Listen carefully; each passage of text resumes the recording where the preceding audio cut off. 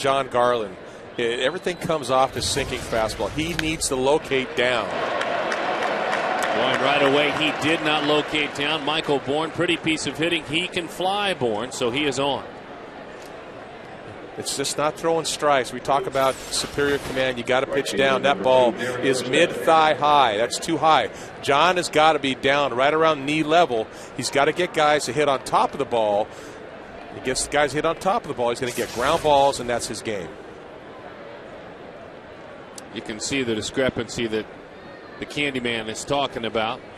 And now Darren Erstad. There has been a discrepancy between his career and this year. No doubt about it, as that pitch is high. 1-0 the count.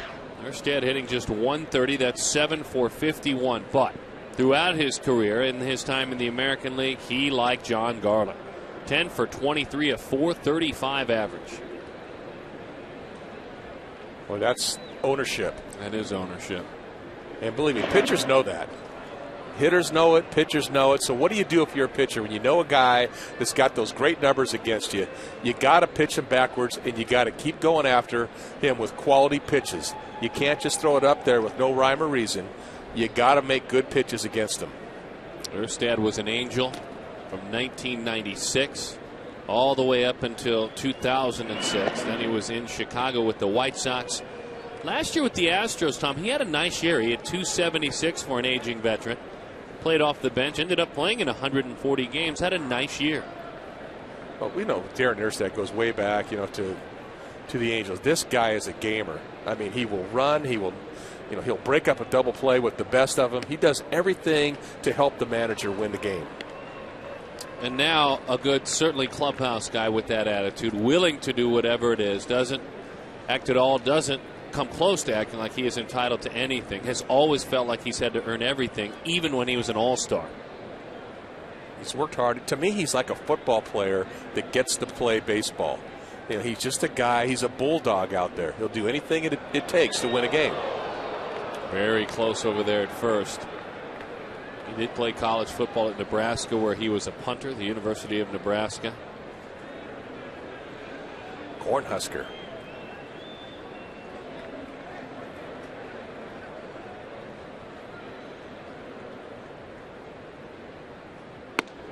Fires a strike. 2-1 the count to Erstad. Erstad doing his job up there, taking some pitches, giving Michael Bourne a chance to read Garland. And Garland right now, it's very hard to throw Bourne out. He's a great base stealer coming into his own. So what you have to do is you got to hold the ball. You got to vary your move. You got to do different things out there on the mound that's going to upset the timing of not only Erstad, the hitter, but Michael Bourne over there first base. Ricky Henderson once told me the hardest guys to steal bases off of are guys that hold the ball.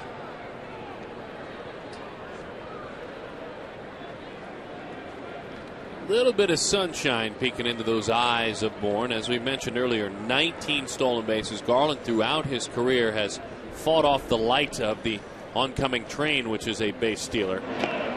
Very close, and has done a nice job. Statistically, we'll just tell you this. 48% of those that have tried to steal a base against Garland in his career have been thrown out. 48%. That's an excellent ratio. And one of the reasons, not because he's so quick to the plate, but also he holds the ball. Runner goes. Let's see. Throw down.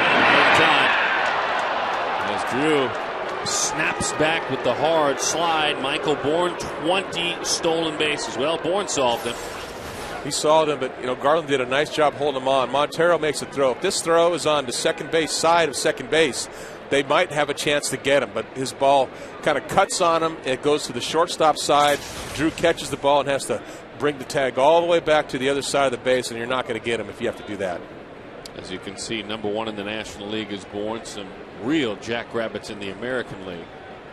So now a chance for Erstad minimum, and he's addressing this situation mentally. Minimum to move that runner to third. And already Erstad has taken four pitches for him. He got him with a changeup of all things. Darren trying to pull that ball, move the runner over, and John Garland just feasted off of that aggression. But the location of the pitch is what's key. Look where it is. It's down, not up thigh high, down. When you got 2 strikes as a hitter, you're up there trying to protect you. The strike zone has expanded a little bit, so you chase balls that are out of the zone, and that's what happened there. But really a good at-bat for Erstad in a sense that he had to take all those pitches to give Bourne a chance to steal a base. So as a number 2 hitter, you put yourself in holes sometimes. Look at the season for Miguel Tejada. Those numbers are right. Hitting .344. Puts that one on the ground. Drew to his left. Tejada is erased. Tejada yesterday was 0 for 4. And that was only the second quote-unquote offer that he had in his last 24 games. And that goes to the quality of the stuff that Danny Herron was taking to the mound. I mean, he was electric. I talked to Dave Clark, one of the coaches for the Astros, and he said they haven't seen stuff like that all year this year. Not only was it the stuff, probably, but the word you used a lot yesterday, and I think you hit the nail on the head. Not pitch selection, not even pure stuff, but execution. Oh, he executed. You're right. I mean, he was on top of his game. Carlos Lee, that one skitters out front, and a nice play blocking it up by Montero. 1-0 the count. And he's got a chance right now with Carlos Lee, who's just a known run producer. This guy can hit in the clutch as well as anybody in baseball. You got an open base right now. You don't have to come over the plate.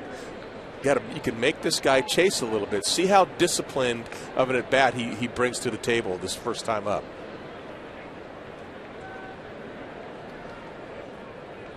Carlos in the back right angle of the batter's box, way away from home plate. That one's right down the middle. His old teammate for quite some time, these two, in Chicago with the White Sox. Look at the middle of this order. Tejada, Carlos Lee, Berkman. Wow. Look at that back foot way back there. That one is rocketed quickly defensively. The Diamondbacks look like this with Hara, CY, and Upton in the outfield. And then in the infield, you have Reynolds, Drew, Lopez, and Josh Weitzel with Miguel Montero working behind home plate. Josh gets to start tonight over at first. Mark Reynolds has played the last couple of days over there. Mark moves over to third against the right-hander Roy Oswalt. The 1-2 pitch. Just off the plate. 2-2 the count to Carlos Lee. That was a well-located sinker, 92 miles an hour, but down and away, a good pitcher spot. Carlos Lee very disciplined to lay off that pitch. 1 for 3 with a home run last night was Lee. Watch Carlos Lee, the way his hands are on the bat. His hand, that bottom finger, pinky is all the way off the bat. A lot of hitters think that they can get better plate coverage when they do that. Just a little bit more extension. Bouncing ball to the right side. We just showed him a moment ago. Josh Weitzel. He retires. Carlos Lee. Roy Oswalt, Mississippi boy. Time to clock in.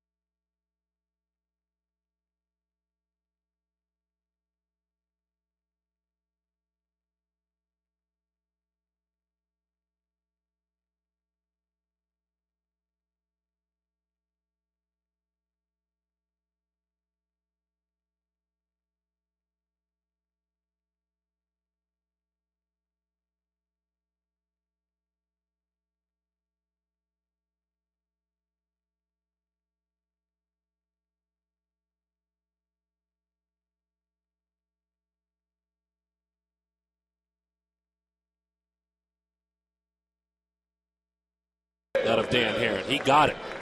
What will he get tonight out of his offense against Roy Oswalt? Which Roy Oswalt will show up? Southwest Airlines says Lopez, Parra, and Upton. Then Drew, Reynolds, Montero, and Young, Weitzel, and Garland will face Roy Oswalt. 31 years old, out of Ware, Mississippi. This is a man who is 131 and 67 in his career, a 3.20 ERA. But this year, a certain departure from what he has done in his career, no doubt about it. Well, he's got terrific stuff. And, you know, one of the things that we talked about with Roy Oswalt is the effectiveness. And I like to talk about whip, as you know. You talk about the hits and walks per innings pitched. Okay. It's high for him right now. It's at 1.37. So he's given up a lot more hits and a lot more walks than normal his last seasons. That fastball foul tipped by Felipe Lopez. But one thing doesn't change about Oswalt that you love is he works very quickly. He's not afraid to challenge hitters. He's not afraid to pitch the contact. There's a lot to be said for that. His strikeout rate has gone down over the last 3 or 4 seasons. Fastball is high, and it's waved on by Felipe Lopez. Boy, what a career, though. I know it's only 9 years old, but what a career. Runs that fastball up and out of the zone. 1-2 the count. A lot of times we talk about pitchers trying to throw downhill. Roy Oswalt, to me, throws uphill.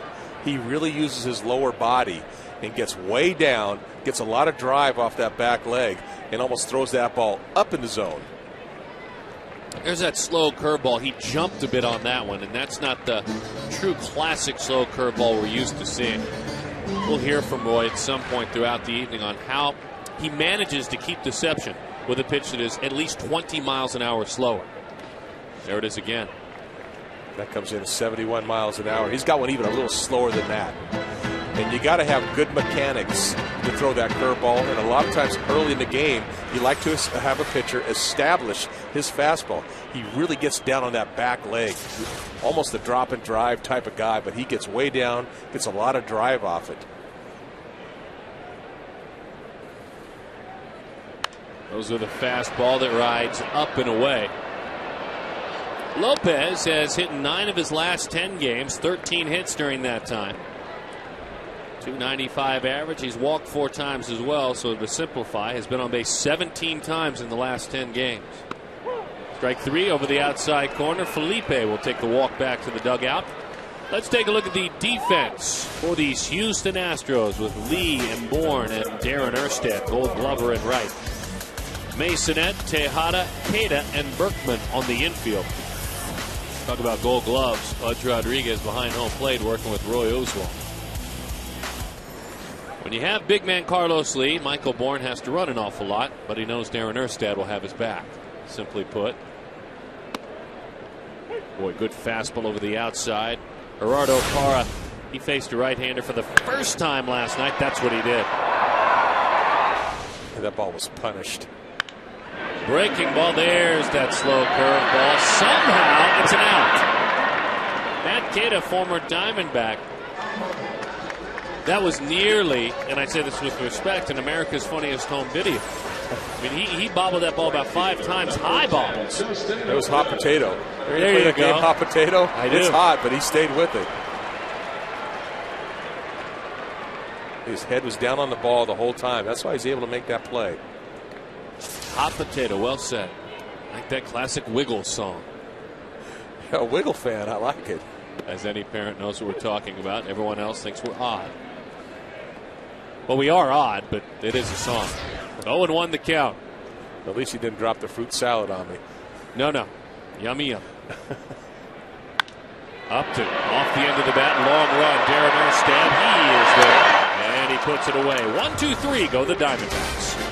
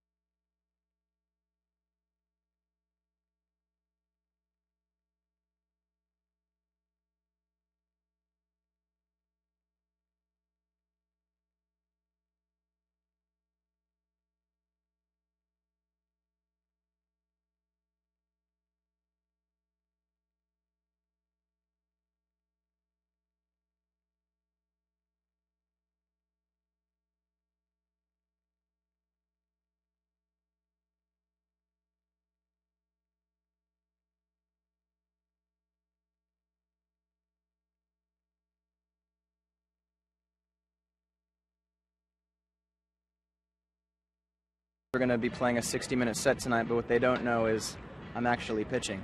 You're pitching in the game. In the game. I'm a left-hander. He's going to get a shout-out, too.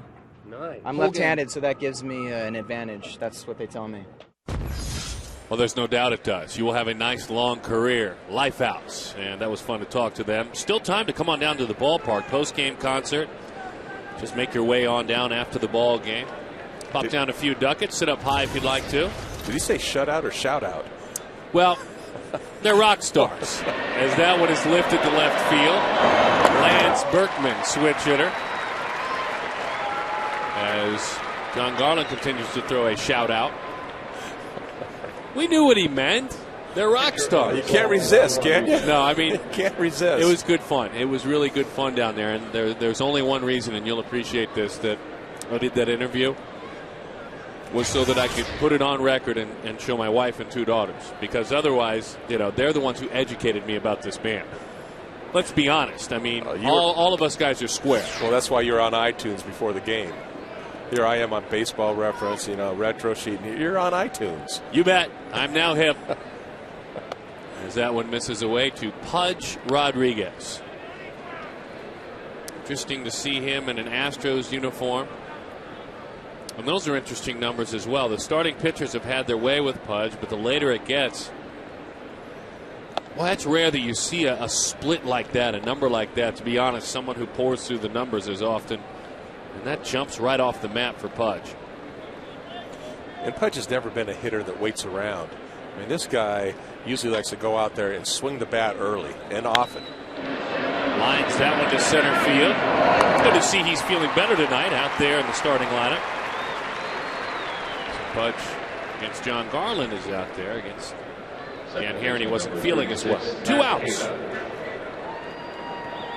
I don't think I'd feel well either if Dan Herron was on the mound. Heronitis? Well, I don't know if you can officially diagnose that. I just remember when the Astros had a pitcher years back, as Matt Cata digs in, who went by the name of James Rodney Richard, or J.R. Richard as they called him. I can remember several guys getting a little twinge here, or a cough there, or a stomach something. Ryanitis. Yeah, or Nolan Ryan. There's a lot of pretty good pitchers that always seem to have the flu that follows them.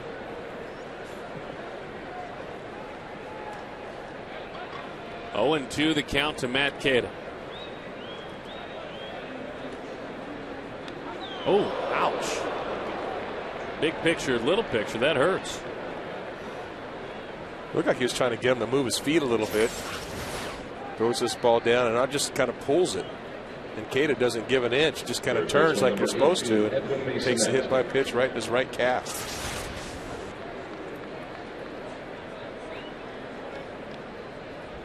We have a little fun with Pudge, but he ranks 3rd all times in games played as a catcher. He needs only 2 to tie Bob Boone, so now 1 after tonight, and then 2 more to tie Carlton Fisk for all-time games caught. Edwin Masonette fouls that one off. 2,648 career hits, 531 doubles.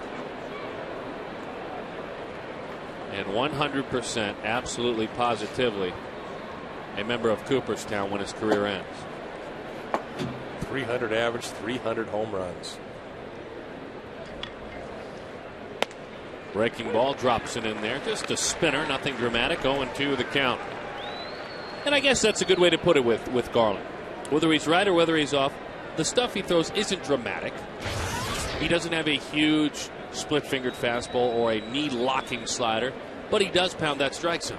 Yeah, he pitches. He doesn't have an out pitch per se. That's why he never strikes a lot of guys out. But a curveball right there. Doesn't throw too many of those, and that was well located. Bissonnette grounds out. Rolling on. He got that, man.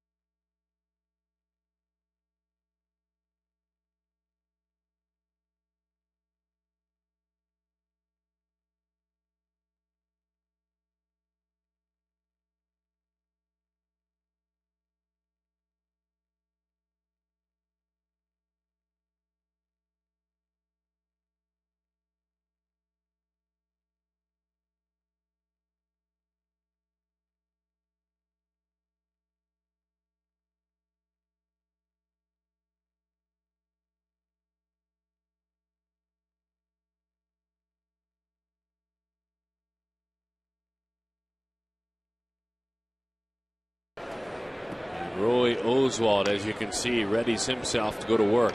The diminutive right-hander. Houston's number 23 pick in 1996.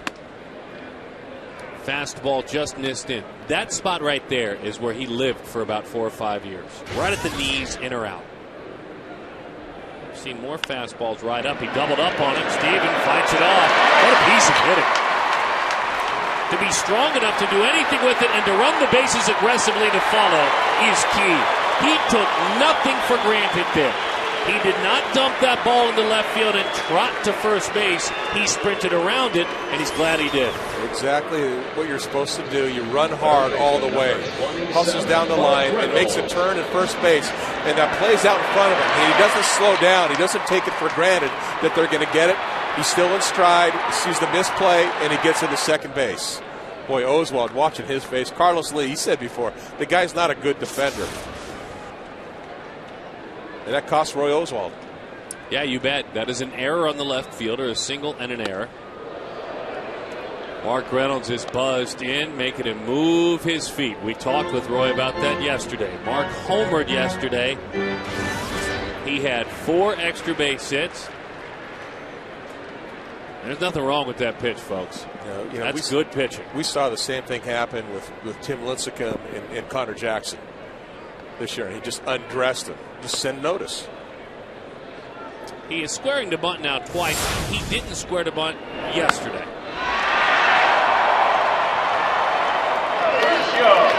He was jumping on hanging curveballs yesterday and depositing those way out in left field. Runners in scoring position, just 224 as he squares around again. 2-1 the count. Now I'm officially curious about his intentions. Well, this is one guy you don't want to bunt. I mean, he is swinging a hot bat. I mean, he is just electric right now. You want this guy swinging the bat. 2-2 the count. In his last 15 games, this sums up Mark Reynolds. 19 hits, .333 batting average, .415 on base, .614 slug, and 23 strikeouts. 2-2. But strikeouts are outs, like flyouts and groundouts. Like that one.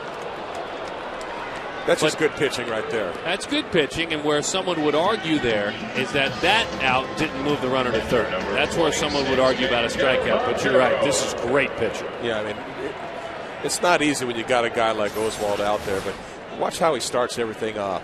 Runs that fastball down and in, moves his feet a little bit, comes back on the inside part. He knows Reynolds likes to dive out there a little bit. He likes the ball out over the plate. He does a nice job finishing it off. Mark kind of put himself in a bit of a hole, even though a couple of pitches missed, with the bat squared around the bunt and taking a strike, unless he was just planning on taking a strike. 1-0 the count to Miguel Montero. One of the things that kind of baffles you about Mark Reynolds, you don't mind the strikeouts as long as he's striking out at good pitches. As long as he's not chasing pitches out of the zone all the time. But when his barrel makes contact, good things happen. But he is going to swing and miss. Roy Oswalt finished in the top 5 in the Cy Young voting thus far in his career 5 times. 01, 02, 04, 05, and 06. He was a 20-game winner in 04 and 05. The 1-1. That one runs away. It's a guy that's won 66% of his games in the big leagues. See what he has done as an active pitcher. And again, as we told you, last few years he has begun to change. And those numbers have dipped a bit.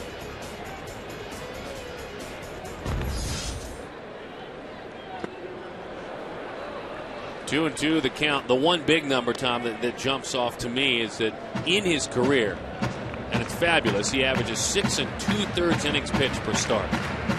It's just 5 2/3 this year. Yeah, he's always been a workhorse. He always works very quickly. He always carries a great deal of confidence out to the mound. He knows he's an ace, but this year there's been a little bit of a lack of command. His pitch count has gotten way up early in the game, which prevents him from going deep in the game. So far, that curveball hasn't been what we're used to. 3-2 the count. Looks like he's fighting it. It's thrown about 4, none of them what we're used to seeing.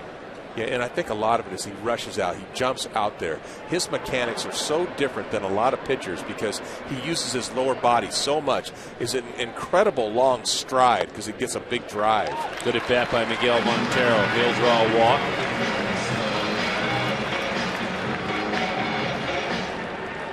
In front of a man that wouldn't appear to be a good matchup against Roy Oswalt, yet he has been. Chris Young in his career is 4 for 10 against Oswalt. Now he struck him out 4 times. Chris Young yesterday continued his steps in the right direction.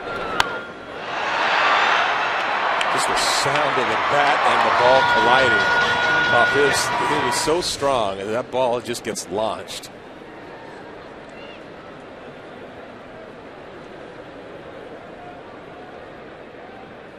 This max effort pitcher deals it, pumps it into the hands of Chris Young. This time it wasn't a good matchup at all. He is 100% max effort. He is. One of the things, let's look at Roy Oswalt. Look how long his stride is. His stride he gets way out over his front leg. And you see the pitch, he gets good extension on it, drives that ball down. You look at a lot of guys from the side view and they lengthen out, but for him and Tim Lincecum in particular, those two guys use their lower body so well that they get way out. And when you pitch against them, you know because their foot mark is about a foot longer than your foot mark, and it makes it tough to pitch against. Maybe there's a way that we can keep an eye on that. That'd be fun to look at, because if you were to stand John Garland side by side next to Roy Oswalt, he'd stand a full head above him, if not more. But with that stride, it may be pretty close, and/or Oswalt's going further. 1-0 the count to Josh Weitzel, the upstart Josh Weitzel, as he takes a pitch high. 2-0. You know, another thing, when you look at the winning percentage that Roy Oswalt, and there's not only does he have great stuff and all the stuff we talked about, but he pitches well with runners in scoring position. And even this year, he's got good numbers with runners in scoring position. That means he can bear down when he has to, get the strikeout when he has to, make the pitch when he has to. Guys are only hitting .224 against him even this year, and he's got a losing record. Well, no one will ever question his savvy, the guts, the attack. The results are being questioned. Overall, as that one misses away, this is a pitch around here to face the pitcher. It's not the easiest spot in the order to hit, that number 8. You got a guy at second base, scoring position. You got an open base. You got the pitcher coming up next. You know you're probably not going to get anything good to hit. You got to have a discipline about it and get in the mindset of the pitcher. There you go. And so that loads him up. You have a single, then you have a couple of walks sandwiched around some outs. So John Garland, who is 1 for 24 this year, struck out 13 times. Worst case scenario, you've cleared him so he doesn't lead off next inning. If you're to pull a rabbit out of your hat, maybe you drive in a run or two. Well, Oswalt, he's done the numbers. He's done his preparation work. He knows that there's certain guys you want to pitch to when you get in trouble. Especially guys that are 1 for 24.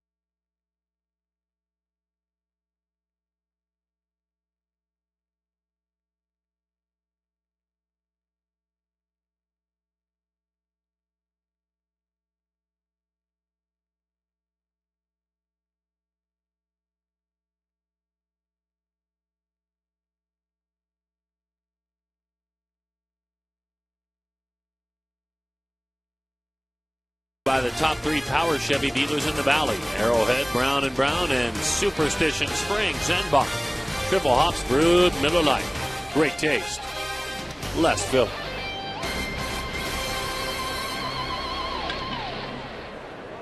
Now you're talking about that stride, Tom Candiotti, of Roy Oswalt.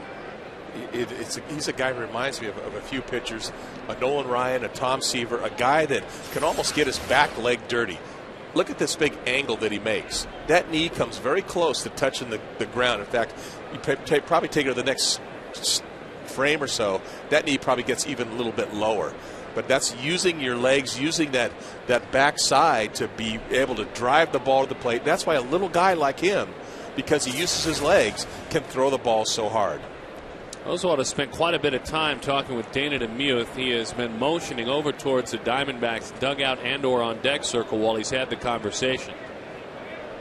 Not that I was not clearly paying attention to you, Candyman, but that caught my eye. I have no idea what that could be about, as that is a strike over the inside corner, and it was not a contentious conversation. Something bothering him over there, maybe. Some piece of equipment or something of the sort. While the Diamondbacks were hitting offensively, there's nothing in the on-deck circle now. All that stuff is on the other side. 0-2 the count to Roy Oswalt. 3 for 24 this year. Well, he caught that like he was crossed up. He wasn't, though, or he'd go out and have a conversation with him. Yeah, hard to get crossed up. Nobody on base or anything, but ball had some funny movement, I guess.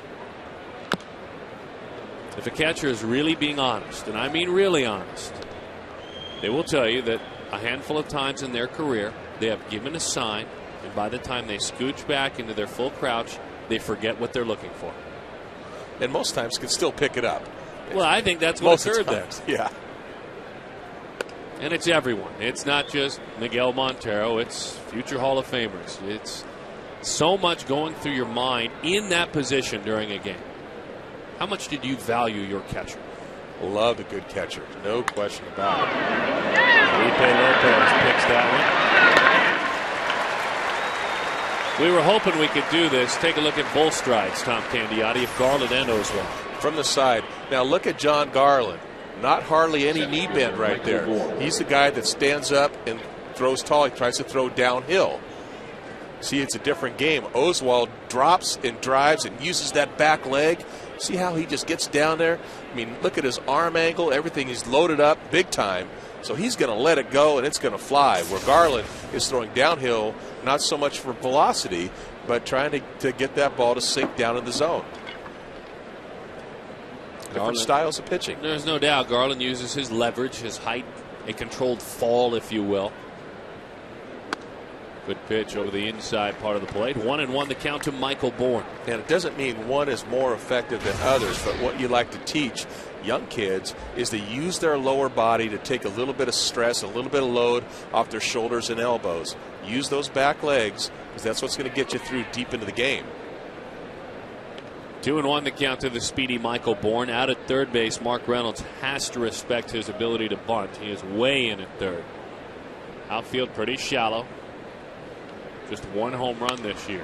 He hits it to that outfield, and Chris Young just enough to get together. Justin, he had a beat on it the entire time, so he calls him off. 2 outs. One more time with this. From the stride, this is John Garland coming. You see where his foot's landing about right here.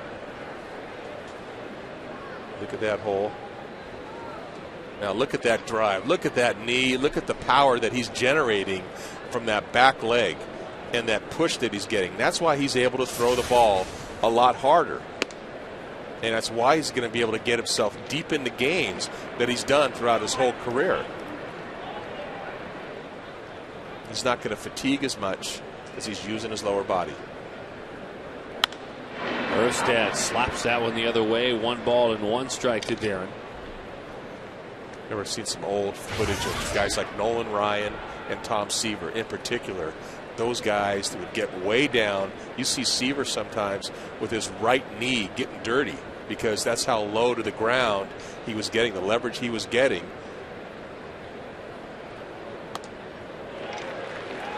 And that's why he was able to throw the ball so hard also. 1-2 the count to Darren Erstad. A couple of years ago, I called Angels games on radio. A lot of fun to see this man hit. He had 240 hits in a single season, puts him amongst the best seasons of all time. At that time, he was chasing George Sisler's single season record, the record that Ichiro would later break at 262 hits a couple of seasons after that. But I'm telling you this, to see a hitter put together 240 hits in a season, it felt like he was on base all the time. And they're not just little slap hits that he was getting back then either. What do you have? Over 20 doubles that year, 20 home runs. Well, he right? drove in 100, and he was the first leadoff hitter ever to drive in 100 runs exclusively out of that spot. The 2-2. Certainly not what he used to be as he continues to struggle this year mightily. Erstad, a soft line drive to Reynolds. We rolled on.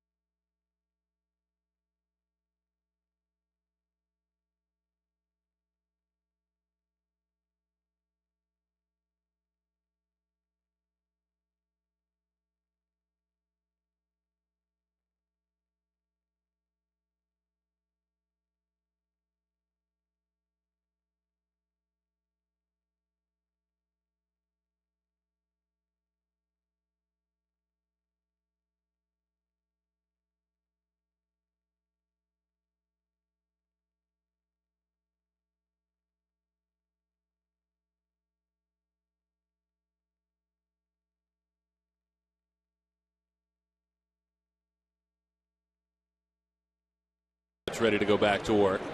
Where? Where? Mississippi. Yes, where? Are you asking or telling? I'm asking. Where? Where? Not W-H-E-R-E. W-E-I-R. Where?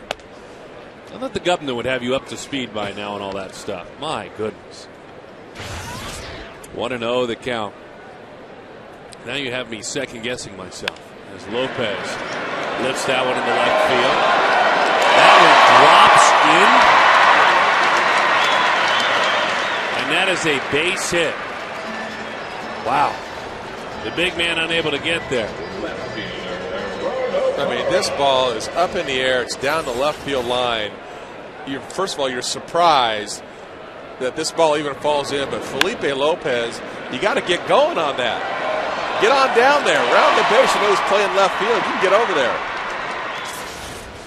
So a duo not busting it there. Neither one of them excited about that play, simply put. No, not at all. You watch the little reaction of Oswald.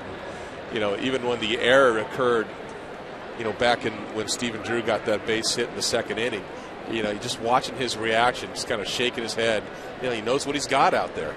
Oh, absolutely. Slap the other way, base hit left field. What a thing of beauty. A beautiful stroke of the baseball by Parra. 21 for 41 now with runners on base. Watch how he just lets this ball travel.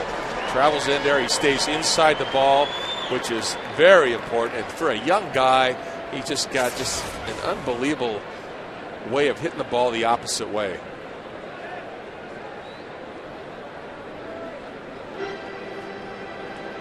George Rodriguez out to talk things over with Oswalt.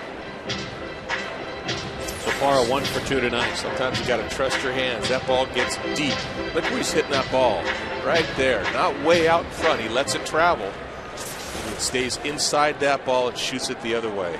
Sapara has 4 hits already in this series. He was 3 for 4 last night. 0-1 the count to Justin Upton. We have now seen Justin Upton and Mark Reynolds attempt to bunt against Roy Oswalt. Well, I want Upton swinging the bat right here.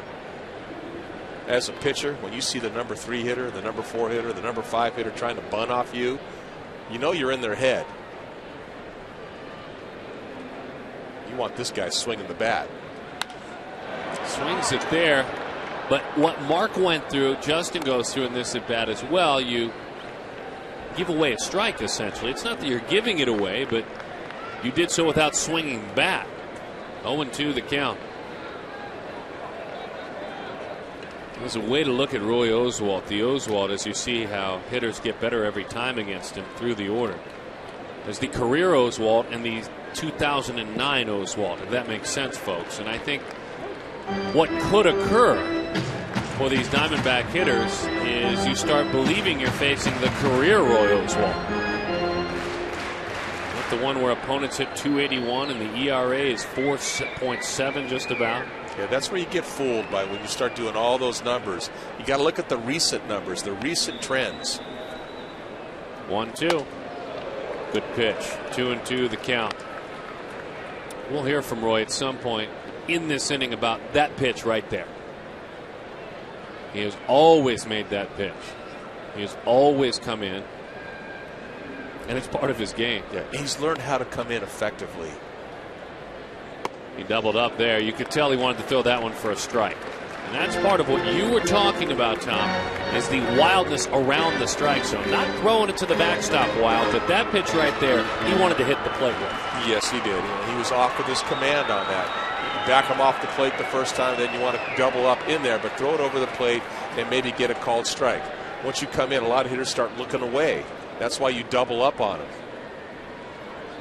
But that's, again, the difference is Herron, the execution that Danny Herron brings, that we saw last night. You know, so far this game, Oswalt has missed a couple pitches. He hasn't executed. Pounds that fastball in. He stayed stubborn and executed that time the pitch he wanted. Justin fly to right field back in the first inning.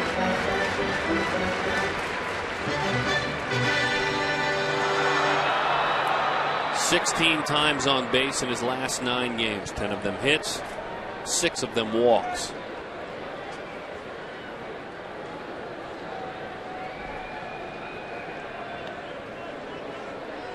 "3-2. Left a breaking ball and a slider right at the belt. Yeah, like we said, the old cement mixer. Not where Oswalt, again, missing with the command, not having the command there. He left that pitch up. He got away with that. We saw Mark Reynolds with that hanging curveball last night off Brandon Backey, and he didn't miss it. Upton's not going to miss too many of those.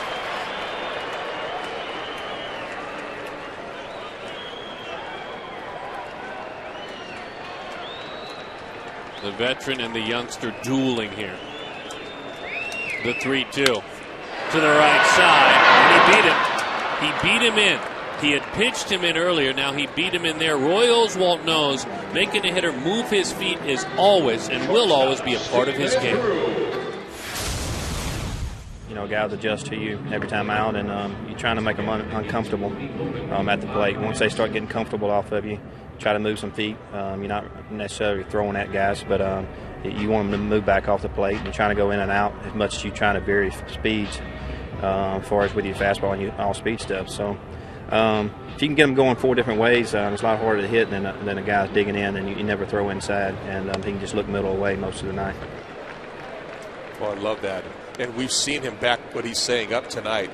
You talked about going all 4 ways, low, up, inside, outside. We've seen him utilize the high fastball. We've seen him really utilize the inside fastball, moving up and off the plate. He stayed in there. His stubbornness paid off, and he got an easy out. 1-0 the count. Stephen Drew takes on the outside corner extended. It's 1-1. Diamondback's doing a nice job now getting his pitch count up. Always a key when you're facing a good starting pitcher. Get that pitch count up. Marky Reynolds. She dropped a marquee on him as that one is fouled back to the screen. 1-2 the count. Oh, Marky.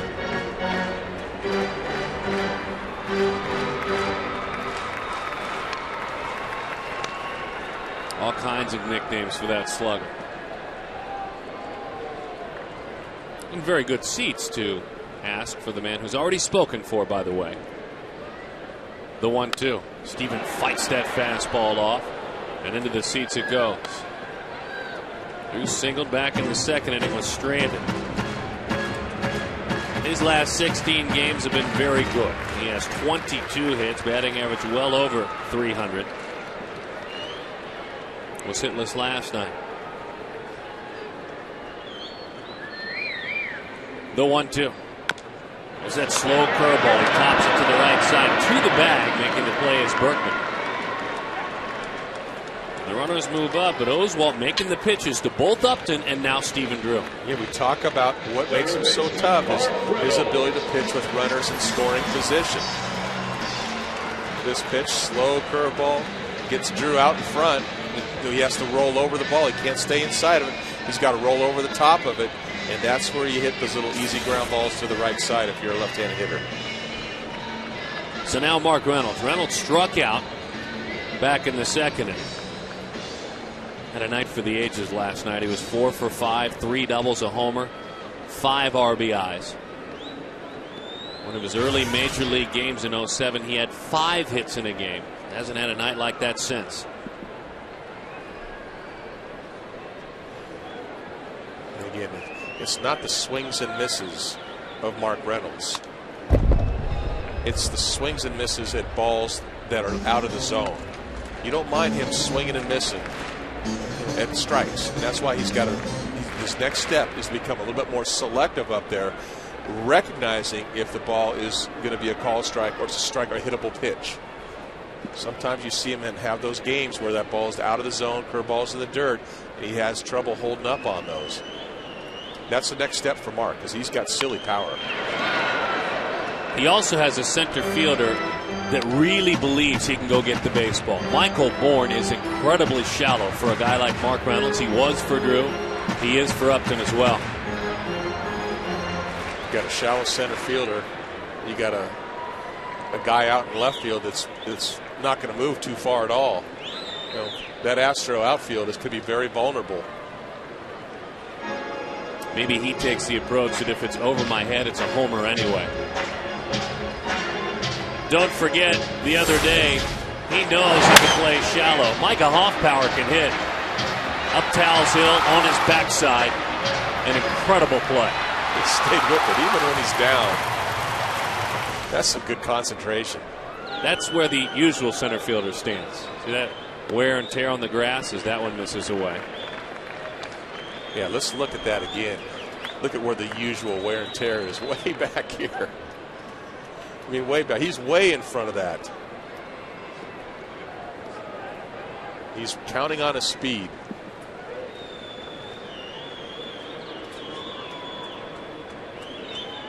Outside, dropped down on the side of that one almost. Pulled the fastball, 2-2 the count. Yeah, it's like he got a little bit underneath that ball.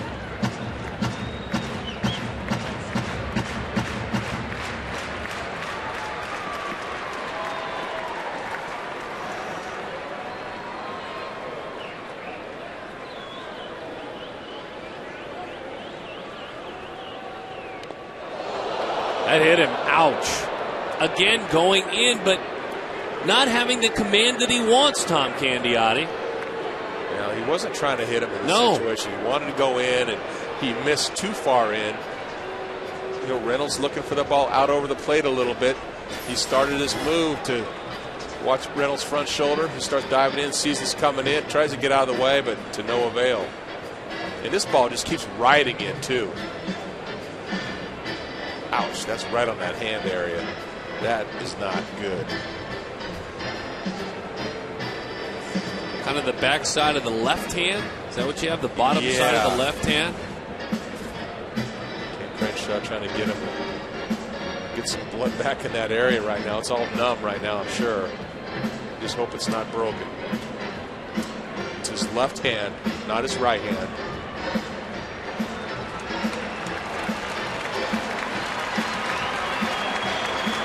You see him, he's saying, I'm all right, I'm all right. He's a gamer. He doesn't want to come out. He says, give me my hand back. I'm going first. That's great. Pudge patted him on the backside. Can't even imagine what that feels like. And Oswald just said it. You just heard him say it a moment ago. When I come in not trying to hit someone. He just told us that. You have told us he has been wild even around the strike zone. Both those together, that's what happened. Yeah, that's what happened. He's only hit 2 guys this year, 3 batters now. So he's not a guy that has a reputation of being a headhunter hitting guys by any stretch of the imagination. But he wants to command both sides of the plate. Well, it's time to make him pay now if you're the Diamondbacks. No not question. Because he hit your guy, not that kind of make him pay. He's giving you an opportunity. You got some base runners. You got 3 hits. You got a hit batter. You've had. I mean, you got guys on the base paths again. You got to get the big hit against them. The 0-1. Good fastball. Beat him with it. No balls and 2 strikes to count. Now, Miguel Montero in his career has had part ownership of the Astros. 8 games, 9 hits, 2 home runs, a .409 batting average against Houston pitching, and he walked back in the second. Again, you just have to keep looking at how shallow Bourne is out in center field and where Carlos Lee is in left field. Breaking ball way out front. Fly ball to right. Hurst, a little bit of sunlight in those windows, but he makes the play. They just let Roy Oswalt off the hook.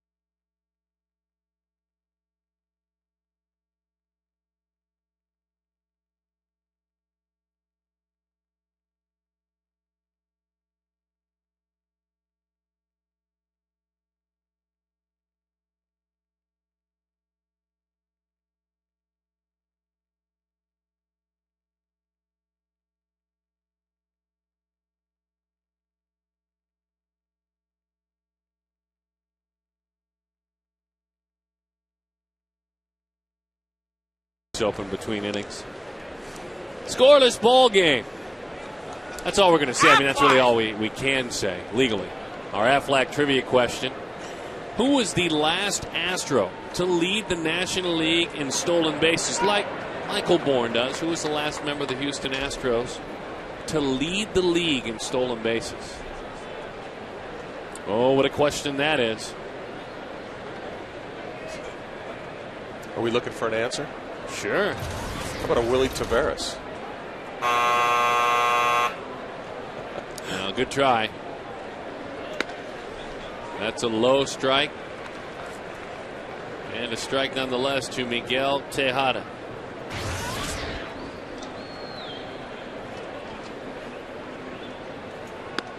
Oh, what a changeup way out front of that one. No balls and 2 strikes. for Miguel. How about Craig Biggio? Scoreless ball game. And what year was that? No, I have no idea. I was given the answer. Breaking ball bounces in there. 1-2 the count. Rarely, if ever, will he throw that, but that is a curveball. Only throws it about 2-3% of the time. That was one right there. Really, you saw the reaction that he got from Tejada on the changeup. He goes, well, I'll throw something the same speed, but I'll just put a little different break to it. That's why he threw the curveball down there. The 1-2. Do him another one. Tejada, literally 5 steps out of the box. That's as far as he got. And he'll head on back to the dugout now. Our Brown & Brown Chevrolet Power Chevy dealers, key to the game, hanging by a moment. Now, wait a minute. Lifehouse is here after the game. They're singing. Big concert, still time to get down. Hanging by a moment. That's one of their songs. But I tend to think that what they mean in the truck, this is a truck key, that in a ball game like this one against Roy Oswalt, it could be decided in one single at bat, one single moment. Hanging by a moment. I like that. My good buddies Lifehouse would like that too. And I like the song. Very, very good friends as that one misses away. 2-0 the count to Carlos Lee. I thought maybe you thought that maybe hang one, like as a hanging curveball that they threw to don't say Reynolds that. last night. Oh yeah, I was gonna that. See, now that's fine. I just don't say that now. You know, and knock on wood as we say that. There's the slider. That's actually a cut fastball there that he runs away. That's a good key. Hanging by a moment. Lifehouse after the game. Still time to come down. 2-1 the count. Initially, I thought Scott Snyder, our senior booth producer up here, came up with that one. But he poo-pooed it. He really didn't like it. 2-1 the count. 2-2 the count. He wanted to do something with pumpkins again, but we opted not to do that. Pumpkins? Pumpkins, says Lou Piniella. I wonder how Lou's doing today. Minnesota 2, Chicago nothing. Cubs come up short. In, changeup, rocketed foul. Everyone's all right, thank goodness. That's one of those pitches where you throw that inside changeup, the hitter just spins on it, nails it, but you can never keep that ball fair. It's a kind of an easy way to get a cheap strike. He's going to go away again. Hanger there. Pulled it foul. Don't forget, if you're between the ages of 8 and 14, love to announce a ball game up here in the booth, you can. Come on out tomorrow to Chase. Shoot a video essay for Fox Sports Arizona. Cameras will be on the Chase Field Plaza outside of Gate A from 11:30 to 1:15. Kidcaster, demo, come down, do it. A little cutie, we'd love to have her up there. Good pitch into his hands. And the play is made. El Caballo is erased. Carlos Lee. Do pitchers love that sound? Yes, you do. The broken pine. I think the great thing about it, though, is you slowed his bat down by throwing the changeups, the curveball, and then you sped it up. Listen. Shattered. Is there a song, Shattered Ash? Yeah. Maybe Maple, I don't know. Shattered something. I think that was Ash. Because otherwise that would have gone a long, long way. That's a cut fastball over the inside corner. 0-1 the count.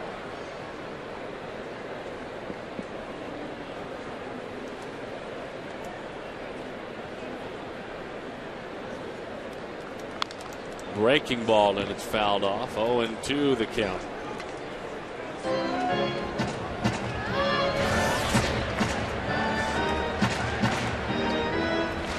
Remember, this is a thinking hitter also. Berkman's not a guy going up there just trying to see the ball and hitting it. He is a thinking. We saw him trying to think along with Heron last night. Heron won that match. Bouncing ball, gobbled up. The Stones, their song was Shattered.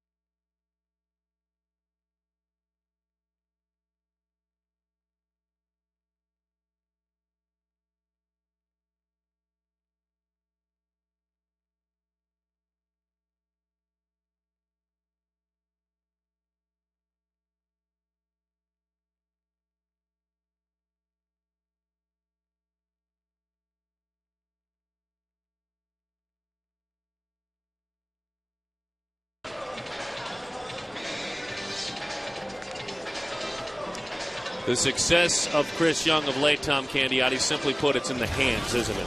Hand position is key for Chris Young. Had a tough time early on. See how high his hands were. This is in April. Look how low they are now. What that creates here, it's too steep of an angle to the ball in April. Bat's not through the zone long enough. Now he drops his hands down. That bat is through the zone a little bit, split second longer. He's able to make better contact, and he drove that ball right on out of the park.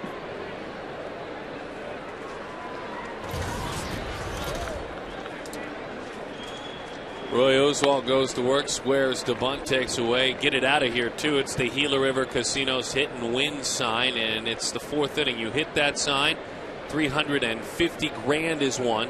Carolyn Weber hit it here as that one bounces. For official rules, hop on dbacks.com/hit and win. Jason Michaels is a new left fielder. 2-0 the count. Those hands clearly, as you showed us, further down, further away from his body. He looks at a slider on 2-0. It's 2-1. Now, there's a lot of guys, and we can talk about Craig Counsell, a guy that kept his hands really high, but as the pitch came, they dropped down. He's more in a hitting position. Chris wasn't really doing that early on. His hands remained high. So to get down to the strike zone, or especially about knee-high strikes, the angle was too steep. He's almost hitting down on the ball. Backs him out of there. 3-2 the count. Think of if you're going to throw a punch at somebody, you don't throw a punch with your hand way up high. You drop it down and then deliver the punch. Same as hitting. You got to get those about level and then deliver. High drive, deep left field. It's all in the hands. Gone.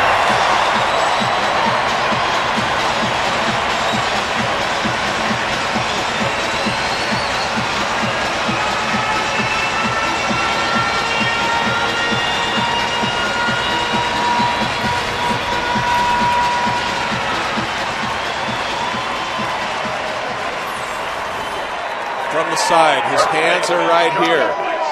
Watch as the ball approaches. That bat stays in the zone for a prolonged period of time. It gives him a better chance to hit the ball. And he did, and that ball sailed right on out of here.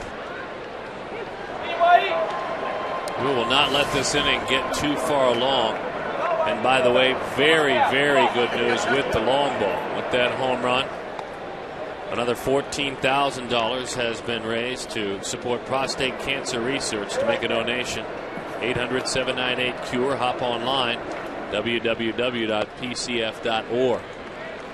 But our promise to you, as we have heard from Tom and his wisdom, we will not go too far in this inning without hearing from his hitting coach, Jack Howell. We've kind of left them alone while they tinker and work on it, but today Jack's certainly willing to talk about it. He's sitting right next to CY right now.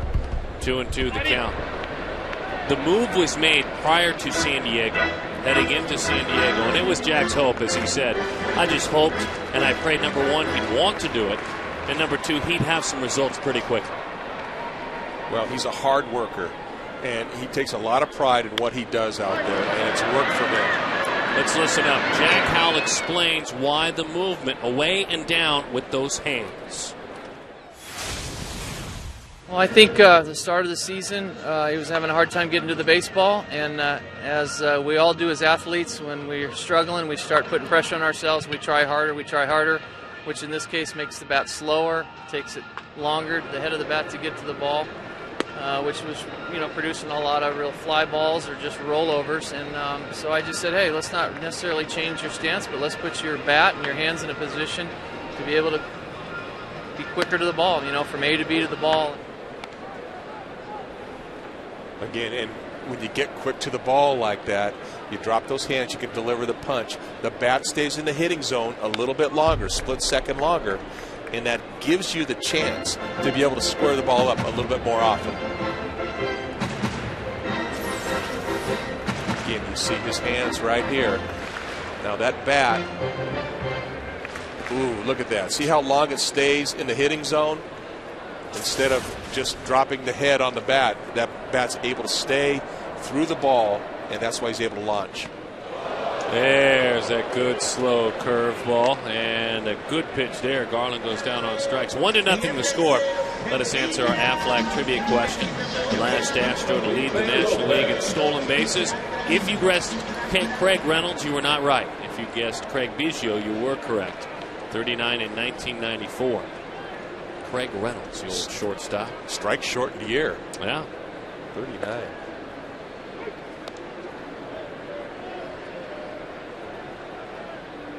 And he had higher stolen base totals throughout his career, but didn't lead the league in those seasons. The last time Chris Young hit home runs in back-to-back days, remember he homered yesterday as well, August 15th and 16th, 2008.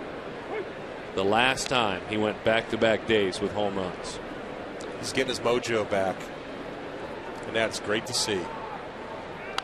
And Oswalt's having more feel now with that slow curveball. He's not jumping as much. Baseball is such a game of failure, and it's very difficult to be a hitter because you fail 7 times out of 10 and you're successful. So it's hard. You get a bad image in your mind right away. Lopez is erased. But the best thing is that when you make changes, you want results. To add to that confidence, I'd say this is results squared.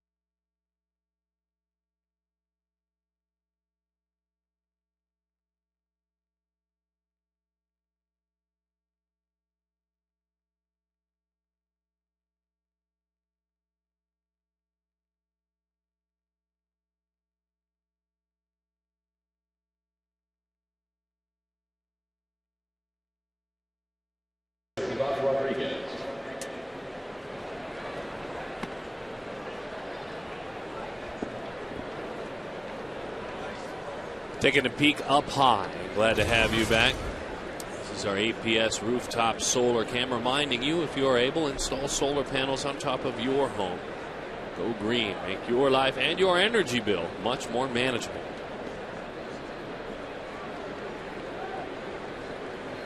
Pudge Rodriguez to lead things off. And again, now games played as a catcher, 2,224. One behind Bob Boone at 22-25. Two behind Carlton Fisk. Got to be honest, you and I were talking about it, and my father pitched to Bob Boone for several years. Really respected his career.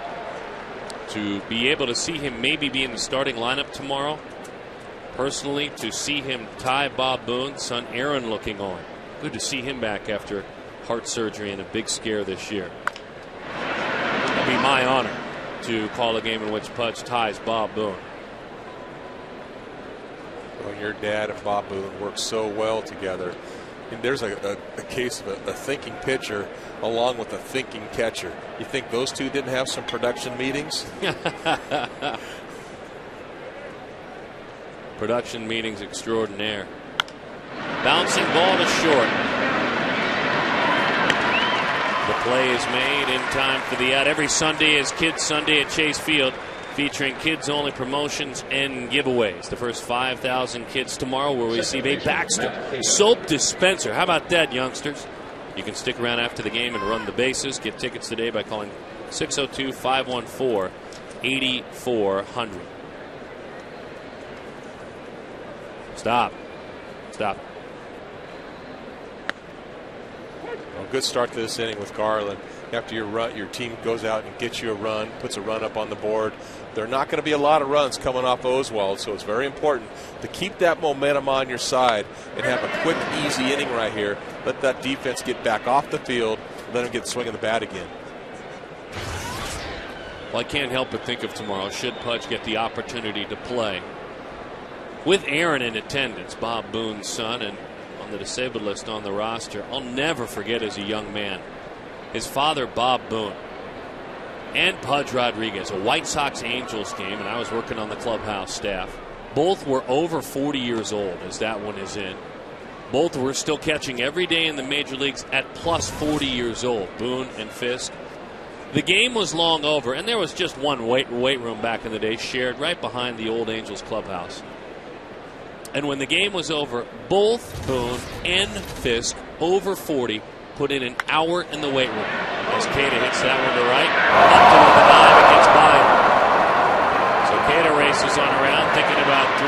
He is stopped there. Matt Cada with a 2-base hit past a sprawled out Justin Upton.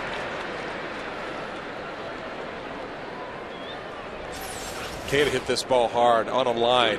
Upton running over there, dives, just can't quite get to the ball. And you have to remember, this guy is so fast and so quick. Most guys don't even get that close to the ball. He almost made a great play. But you want to talk about a memory ingrained in my mind as a young man and a 16, 17-year-old. Everyone had left. I mean, we were cleaning up. We were washing jocks at that point of the evening. And Boone's workout was totally different, more calisthenic with dumbbells, very active. Carlton Fisk, his workout, bench press, big plates, weightlifting. They both had caught 9 innings in the game. I'll never forget that for as long as I live, and that's 1 and 2 in games caught. You know, anybody can play when they're 25, 30 years old, but those guys, that's just a testament to how good they were to be able to play at that level at 40-plus years old. That's not easy. When you think of guys like them being catchers, pitchers, Nolan Ryan, even Randy Johnson. I mean, it doesn't come without working hard. You have to be fortunate. There's no doubt about it. You have to be lucky. But you also have to create your own luck by busting your tail. And this man, for me, offensively, huge career, no doubt about it. But let's hope he considers himself, and I would imagine he does, honored to join that company. Oh, I'm sure he will. Ground ball that's gobbled up. And in time for the out.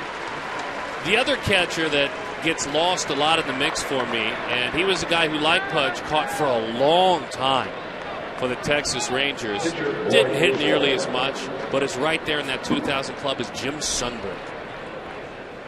At this point, forgotten name in baseball. You go back to your era, guys our age, they remember Sonny, but boy, could he catch as well. Yeah, he was a mechanic behind the plate. Had the good fortune to be able to throw to Sonny for a couple of games when we were teammates together with the Milwaukee Brewers. 85. Bouncing ball. I remember we were there together, Candyman. You and I started our careers together a long time ago. It was just like 15.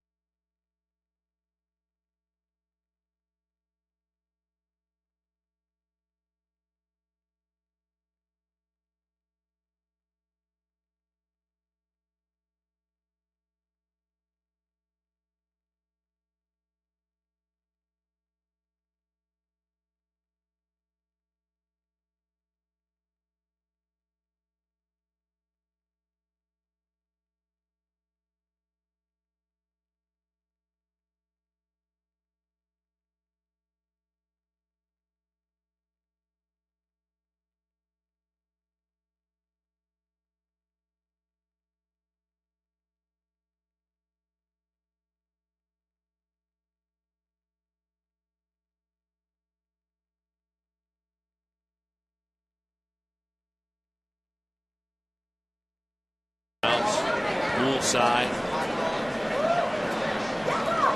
Spoke with a friend of mine on the telephone back in the Midwest today. First thing he said, how's the pool at your ballpark? This ballpark is known for its pool. There's no doubt about that. And I know you've been out there. It's a fun way to watch a game. 0-2 the count. Slow curveball. He's starting to feel it. He's starting to dip that baseball, and it's working, slowing it down. Give me a fastball up, see if he'll chase. No, he missed a spot. You need to take your radio show, you and the Gub, and do one out by the pool.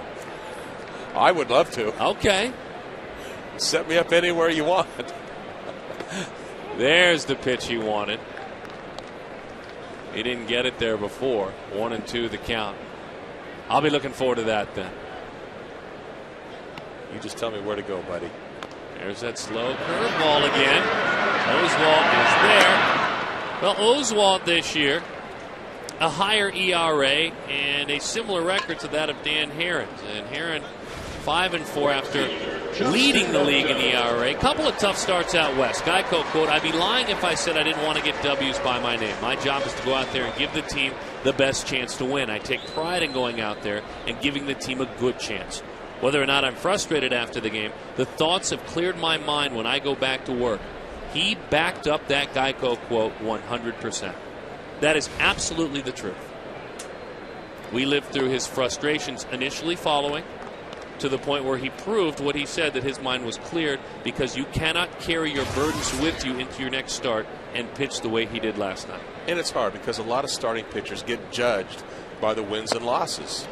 And sometimes you just can't control whether you win the game or lose the game. There's certain things you can control.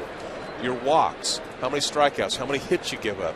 But you can't control sometimes the outcome of the game. You give yourself a chance, you give your team a chance, but sometimes it doesn't always work out. Dan Herron is frustrated, but he went out there and, like you said, he backed it up. He pitched a gem last night and completed the game. This is a fun matchup right here, these two. Comes that slow curveball, stay back. It was up. Dude, a little harder there. He can get it into the high 60s. But he is really feeling that slow breaking ball now. 2-2. 3-2 the count. It's got to be tough for a hitter. And you got a guy throwing 94 miles an hour, pumping it up there, and not afraid to come inside. He's already made guys think the inside fastball. But all these hitters now aware of the 68-mile-an-hour curveball. I had a chance to talk with Roy yesterday and asked him, how in the world do you not tip that pitch off? If you keep the hump out of the ball, and what I mean by that, you try to get it to come flat as possible out of your hand, and stay on the same plane as a fastball, but have the break on it late, where guys are out front of it, anticipating it to be a little harder than it is. And I think the best thing that I've learned is, throw one hard and then throw one soft, where you have two pitches in one pitch, and you don't have to learn a new pitch. Instead of having 5 or 6 pitches, you can have one pitch that does two different things. Well, that's a great thought on that. It's one pitch, does two different things. It's about changing speeds with whatever pitch you have. You can hear guys throw the BP fastball sometimes, but a curveball. And what he's talking about, coming out of the same plane, it's you don't want to throw the ball so it rolls. So what he does is he throws it with a lot of rotation.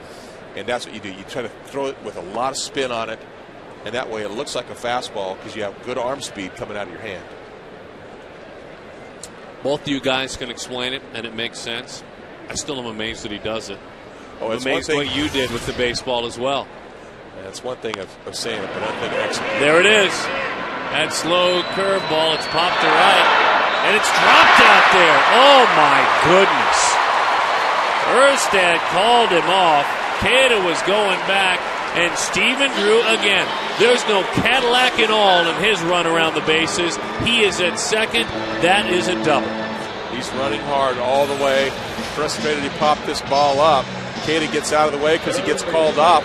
Erstad comes in, tries to do a little sliding catch, hits his glove, pops right out. And Stephen Drew is on second base.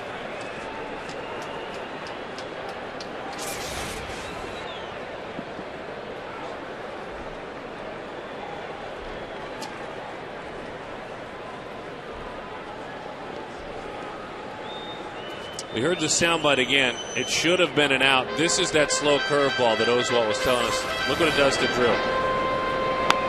Just rolled it right there. But again, you don't see it here, but it's got tight rotation. It's hard to pick that spin up. Hitters are trying to look at that pitch recognition. They don't see that right away, and you got to be wary of his 94-mile-an-hour gas. He buries that fastball in. Mark kicks at the dirt. It's a tough time against power pitchers. And in this inning, we can talk about what Oswalt has done this year. In this inning, he's Roy Oswalt circa 2004. He's pitching. He is really pitching. And he's 93-94 too this inning. 93 to right field. Well, this is a ball game, folks. 1-0. The Diamondbacks clinging. Roy Oswalt, he hopped in the time machine.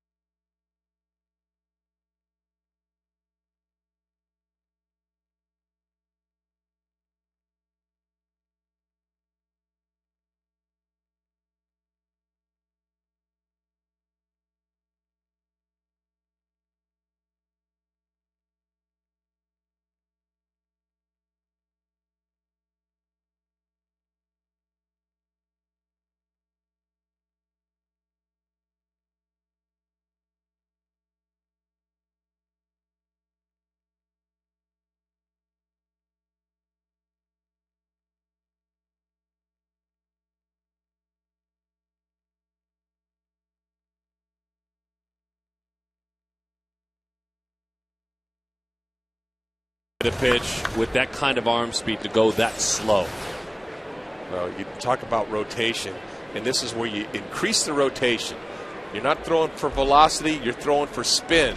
And that ball just breaks straight down the 12-6 break, gets Drew out in front. And from the front view, look at this. You can't see curveball anywhere. It looks like fastball because he hides the ball so well.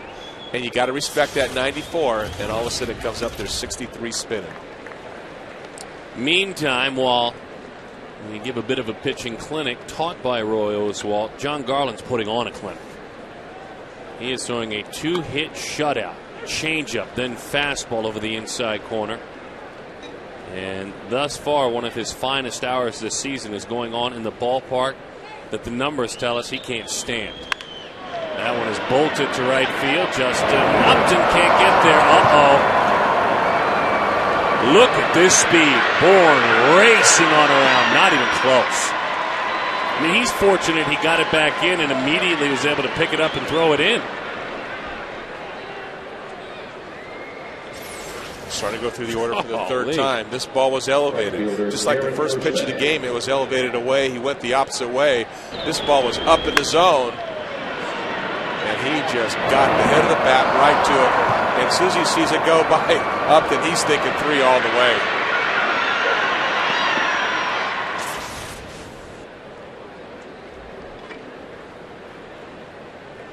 Got it by Justin Upton. Now, Darren Erstad, we told you, had really good numbers in his career against Garland, but Garland's just locked him up in this ballgame. That is a pitch, jumps at him a bit, and it stays high. Really, his only strikeout of the game was against Erstad. But this is where you just got to do some situational pitching right now. You don't want to get yourself in trouble. You got a guy in third base. You got really the heart of the order coming up. Don't get yourself in trouble by walking a guy right now. Which means, I mean, the infield is back. You do your best to execute your pitches, but and have faith in your offense that at some point they'll get you a few more. You have to trade a runner for an out here. Yes. Empty the bases. Worst case scenario, empty the bases, 1 out. That's right. You want to stay away from the crooked number. This team's gotten hurt by the crooked number lately. Oh, you bet. Good pitch away. I want to remind you, by the way, about what's going on with the radar gun, our Quest high-speed internet, high-speed pitch.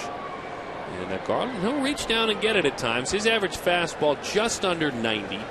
The average fastball for Roy Oswald on the season, about 93 miles an hour. Two completely different styles, but you see the effectiveness of both of them. They're both throwing gems right now. Change up and a dandy. 2-2, 1 strike away now with Tejada on deck. Now Garland doesn't flinch. I mean, he embraces who he is as a pitcher. He has 110 victories in the major leagues, a boatload of them, and he beat Jake Peavy earlier this season. Yeah, he's not afraid to match up with guys, and sometimes that brings the best out of you. It can elevate your game. Erstad pops it up. Parra with a very good arm, but world-class speed at third. There you go. Not deep enough. A huge out as Erstad has had a tough night. It looked like Bourne really didn't even want to tag up on that one. He's got great speed. You think that he might just bluff a little bit. I agree. But he just kind of felt very content about staying right there on the bag.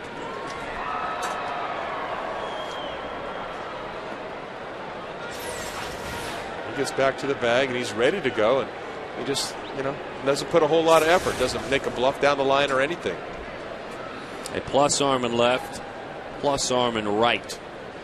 Well, the infield now drawing in. Now they're gambling a bit with Miguel Tejada. Pitches away, 1-0 the count. Tejada popped up to third back in the 4th inning on a John Garland curveball. Do him 2 curveballs back to back. Doesn't throw many at all.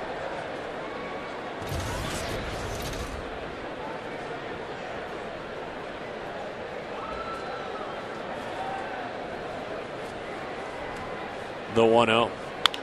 Bouncing ball, hit number 2,000 in the career of Miguel Tejada. It ties up the ball game, 1-1. A fine career for a fine shortstop. 2,000 career hits in the big leagues for Miguel Tejada. And he's saying, may I get that baseball, please? Yeah, that's one to keep for the trophy case. 2,000 hits. You're right. That was a gamble right there. You're playing in, hoping he hits the ball at one of the fielders. And because Drew's playing deep, that ball is able to get by him and into left field. A special memento and keepsake, packing it up right away. Carlos Lee came out of the ball game earlier. We told you about that for Jason Michaels. An official word out of the Astros locker room. We just received it. Some cramping in the left leg of Carlos Lee. So Cecil Cooper had to make a decision.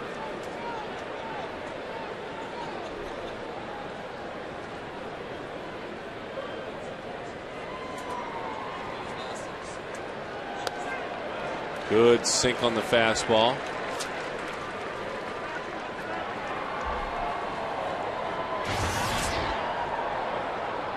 This is where you want to get that sinking fastball down and get that ground ball, get that double play right now.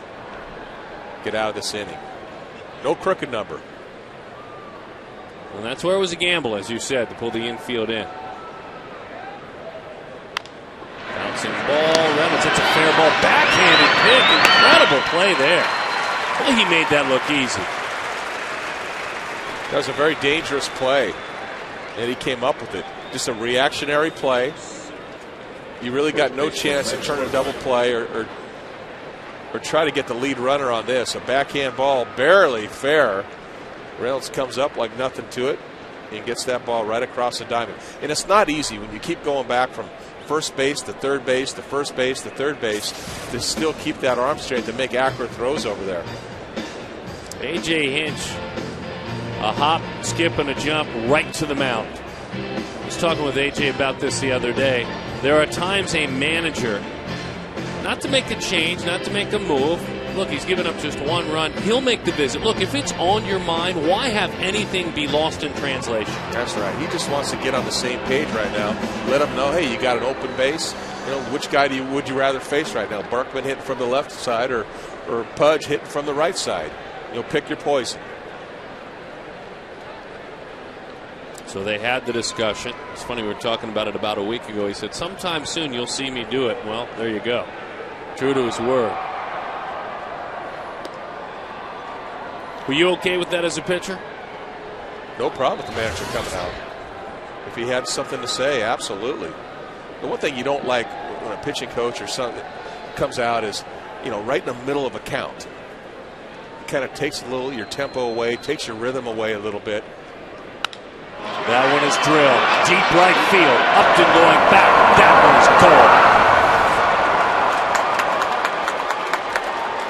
Whatever was discussed, we don't know. But they attacked Berkman, and he mauled that baseball 3-1. Well, I'm sure he asked him, you know, which guy would you rather face? And if you're going to go after him, don't give him anything good to hit. The problem is with Berkman, if you leave that ball up in a hittable position, he's going to do some damage. So the man with 2,000 hits scores on the man with his 300th career home run in Lance Berkman. That's a milestone avenue right there coming in. You're not going to see that too often. Back to back almost. Same inning. Sometimes you look at pitch location. Got a pretty good extension on that one. He tried to get that cutter or slider in on his hands. He didn't get it in deep enough. He's able to get the head of the bat to the ball, and he's going to hit it a long ways when he does. Curveball is in, 1-1 the count. 6 behind Ruben Sierra on baseball's home runs all-time list for switch hitters. At 300 for Lance Berkman. Mickey Mantle, 536. Eddie Murray, 504. Chipper Jones, 416. Always love to give Chili Davis love. He's at 350.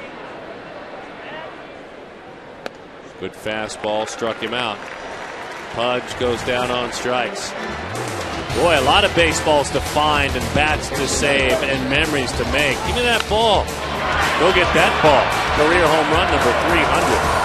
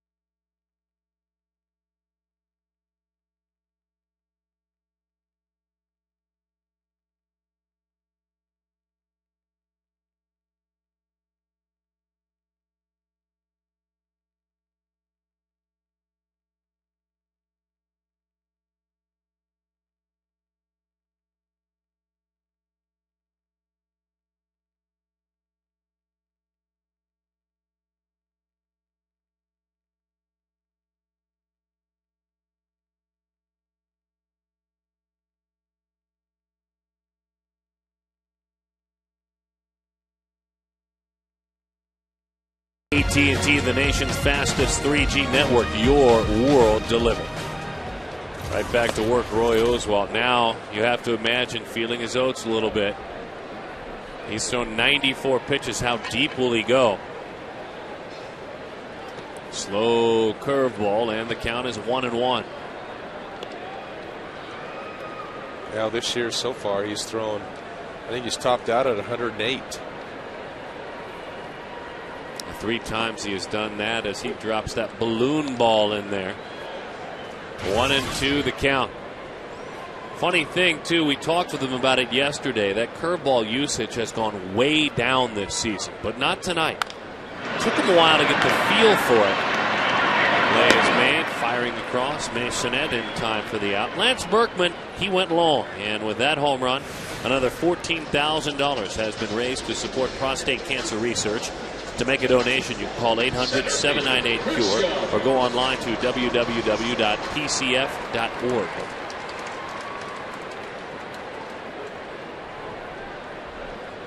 And good for Lance Berkman. Bad for the Diamondbacks. As Montero is erased, Chris Young takes a strike. You know, it really suffers, and it's such a great cause, but as a pitcher, when you get a thank you letter for donating to prostate cancer, I got a few of those. Did you now? Yes, I did. We'll see why I donated. Roy Oswalt's going to get one of those letters.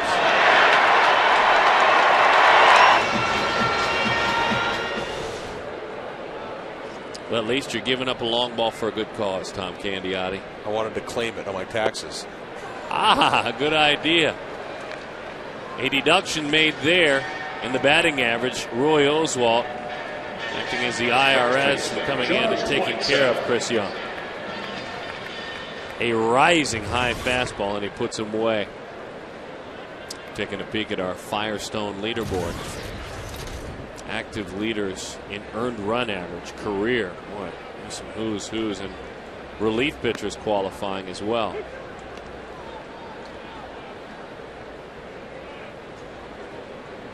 .20 Roy Oswalt. That's some pretty good company he's in.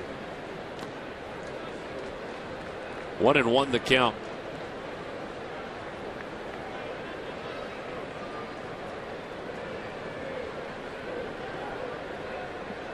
In April, his ERA was 3.9. In May, 5.3 as he rockets that one outside.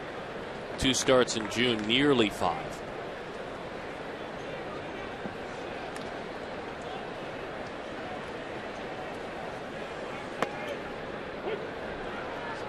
Two and 2 the count. Still goes back home to where he makes his home in the wintertime in Mississippi. Eats at the One Stoplight Cafe in town.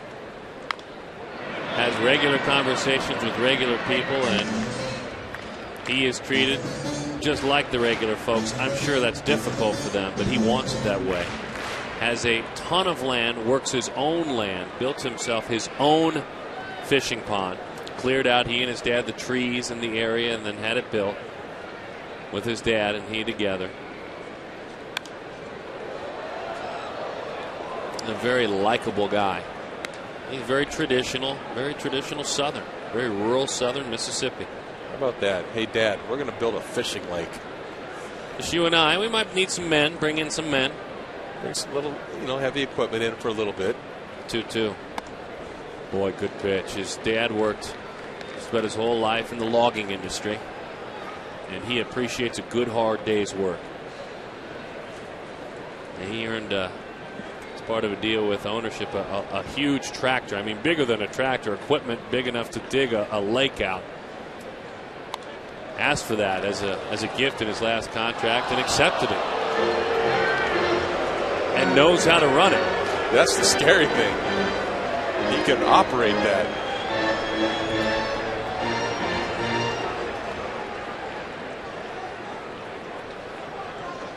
The D-backs got to get something going again. They got to answer back. 1, 2, 3 go the Diamondbacks. Oswalt's on his tractor. Tonight we ride, he said.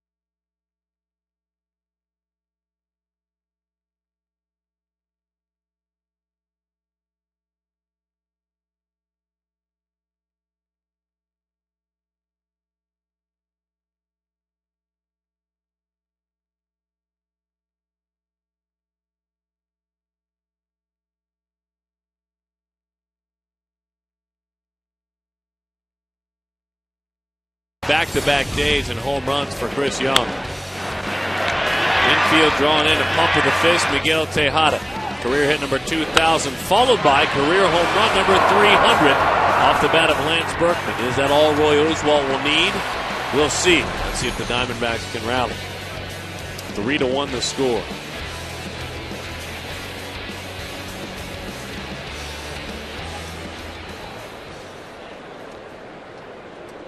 Roy Oswalt is due up third next inning. And his pitch count around 100 if I'm not mistaken. Pretty manageable. Yeah, I think it's right at 100. I think he's going to want to go out again. He's not a guy that likes to stop right at 6 innings. He likes to get to 7 innings. Like you said, that number's gone down for him this year. Sure. And he knows it, and something tells me he probably doesn't like it. Think he wants to stay in? Well, not only that, but judging by his stuff is still excellent. 109 is the season high, and due up third in this inning. Bullpen's quiet. Aces of staffs just don't go 100 pitches. Slap, and on the backhand, Stephen Drew throws out Matt Cato. Fine play there by Stephen.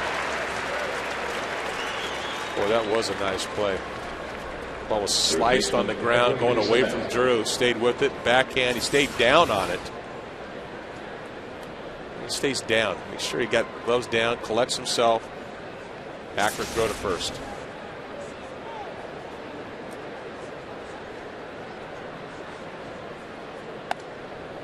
Garland taking a page out with that breaking ball that stayed up and in. We've seen him throw more curve balls than usual. To the right side, poked by Masonette. On the backhand, Upton keeps it right there. So a single. And this young man, his first hit of the ball game, came in really doing nice things offensively. So though he can serve as a backup catcher, they're finding spots for him. He's hitting and the bat plays. Here is Roy.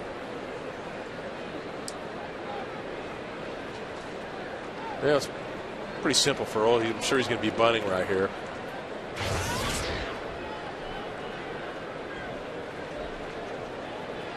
Drop it down, get back in that dugout. 5 sacrifice bunts this season. Squares and takes away. And Masonette, by the way, out there with that hit. 13th career start tonight. First ever at third base. Already has a 4-for-4 night on his resume, so he's been doing an awful lot of hitting.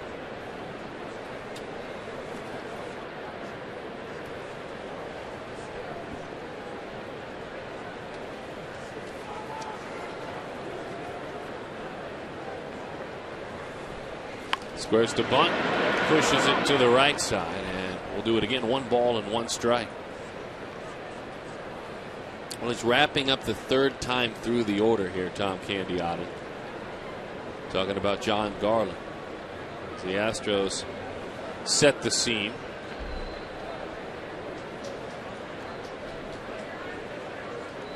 And it's always a test for a pitcher going through the lineup for the 3rd time and the 4th time. How do you navigate yourself through? Guys have seen your stuff, they've seen your release point, they've seen the movement on your ball. Now it's about pitching. Some guys seem to get better as the game goes on. Some guys start to fatigue a little bit. The next important category you look at from pitchers is how they pitch with runners in scoring position. You look at the 6th inning, with Garland, he gave up a base hit to Tejada with a guy in scoring position. Tejada gets over the second base in scoring position. Berkman hits the ball out of the park. It's a very important factor to look at how pitchers win games or lose games. Situational pitching. A little hit and run going on there. Did you find yourself in those situations, runners in scoring position, bases loaded? Did you find yourself, were you able by the time you put in enough years to know what to do with instinct, or were you constantly reminding yourself about situations? I think it became very instinctive for guys to go that, all right, this is the time of the game. where you got to bring your ace stuff out there. You got to bear down. Guys that have the ability to bear down. It only happens a couple times during the course of a game where you just got to prove to yourself that this is why I belong in the big leagues. I got to get this guy out in this situation, and that's how you win games. Nice bunt by Oswalt, hanging around and moving that runner over. So now that situation is here for Garland. You really are at the point where you cannot allow another run. No, he's got to keep it right there. This becomes another situation for him. He was unsuccessful in the 6th inning pitching with runners in scoring position. And they were 2 for 3 in that inning. And now he's got some more situational pitching. Going to put Bourne on. Well, he's had some good swings at him, but he's also hit some mistake pitches in my mind too. Fastballs that have been elevated this game. But he doesn't feel good about pitching against them. And you look at Erstad in the on-deck circle, has gone 0 for 3. He'd rather have his chances against Erstad.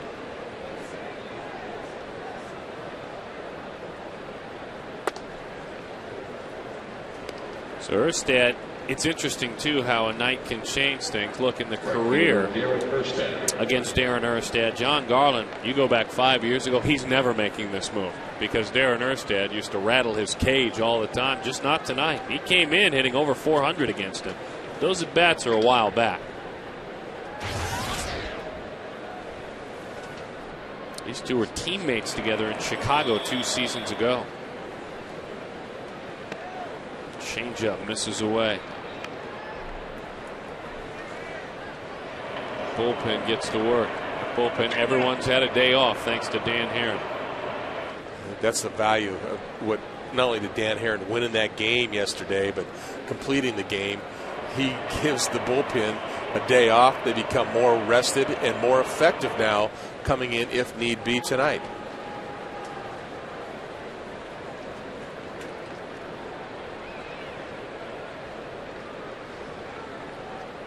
Got to pitch well here, though. 1-0 the count, and Erstad hits a bouncing ball to short where Stephen Drew turns it into an out. He did pitch well. Got through this inning. Are there runs for him? He's given up just 3.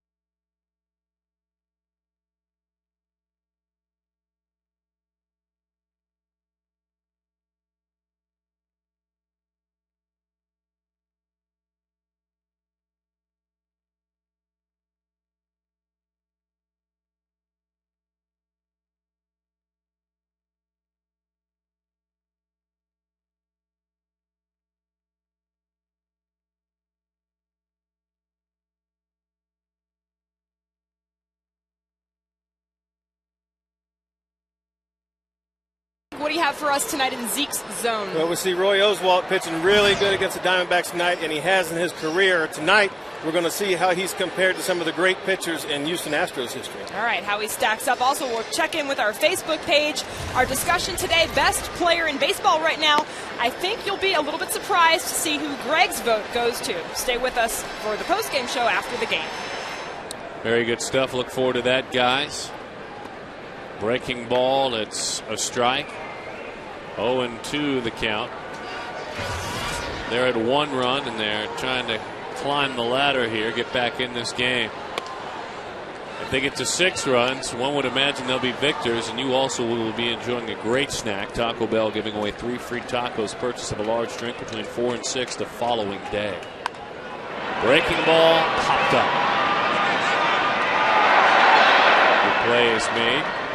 John Garland thus far in this ball game, 7 innings, 3 runs allowed, and that is his line. A quality start. You bet. He gave his team, in a situation where they got a chance to win. Kept them in the game.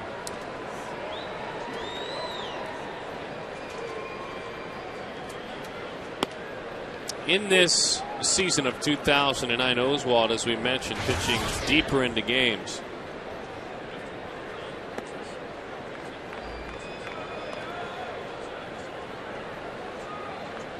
Well, his pitch count's way up too. I mean, it's at 115 now. He can handle the load because he uses that lower body so well. Pitching deep into the game, both Garland and Oswald. The skipper for the Diamondbacks makes it clear this is a state of mind. Ultimately, these guys, good starting pitchers that can carry you deep into games, that can finish their own game, is a blessing for any manager or any club. But it's an attitude, it's an approach, it's a determination, and pitchers have that. And sometimes it takes guys in my spot to have the willpower to allow that. And I would never want to deny somebody that. I love that. So what we're hearing from A.J. Hinch is pretty much show me. I'll be there to facilitate you to go all the way to the finish line. I'm not going to take that away from you. Boy, that guy last night, he showed him that one moment where his pitching coach went down. Mel Stoudemire to check on him. As respectful as he could be, Dan Heron said, "Leave me alone." Exactly. And talking to A.J. Hinch before the game, he said, I already knew he was going out there. I don't even need to address it. I don't even want to address it. Topper, Parra, Tejada in time for the out. 119 pitches for the veteran right-hander. Just as strong this inning.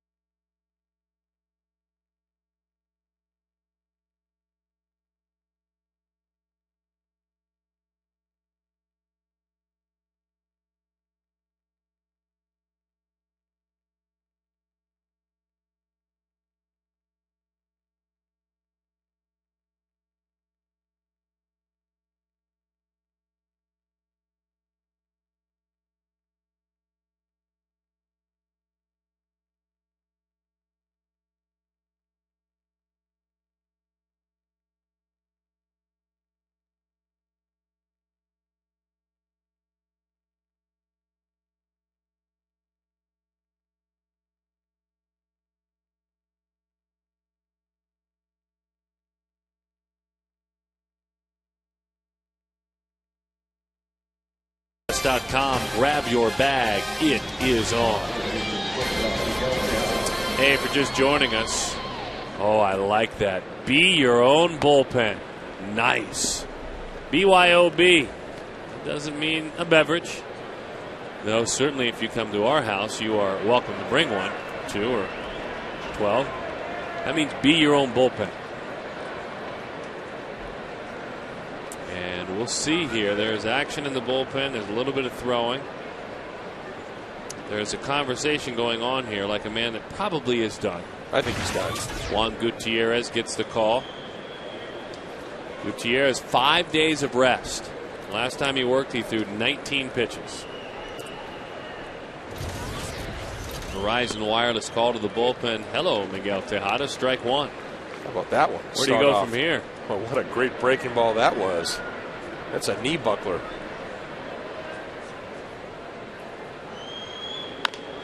Bouncing ball.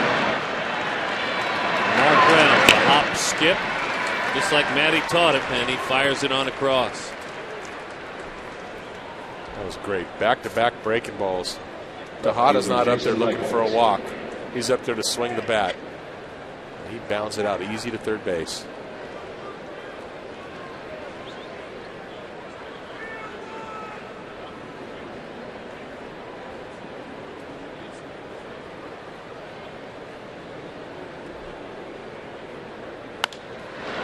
Michaels to the gap in left center field. One is down. Jason Michaels came on for Carlos Lee. And he belts that one into the left center field gap. Location of his pitch, a fastball, down and in. He opened up his front side, no stride at all. Just shifted his weight so he's able to get the head of the bat, to that inside pitch a lot quicker. If you stride right there, you have no chance of hitting that ball. All right, Lance Berkman, he won't get a chance. Yeah, they learned their lesson. Lance not having the year that he wants to be having. Dag nabbit. You walk my guy. See you after the ball game. I made that sign. That's a good looking sign, by the way. We pride ourselves in picking up good signs. That's a nice sign. Double lettering. And I love the orange. Love the orange jersey. I'm gonna have to get one just to go in the collection.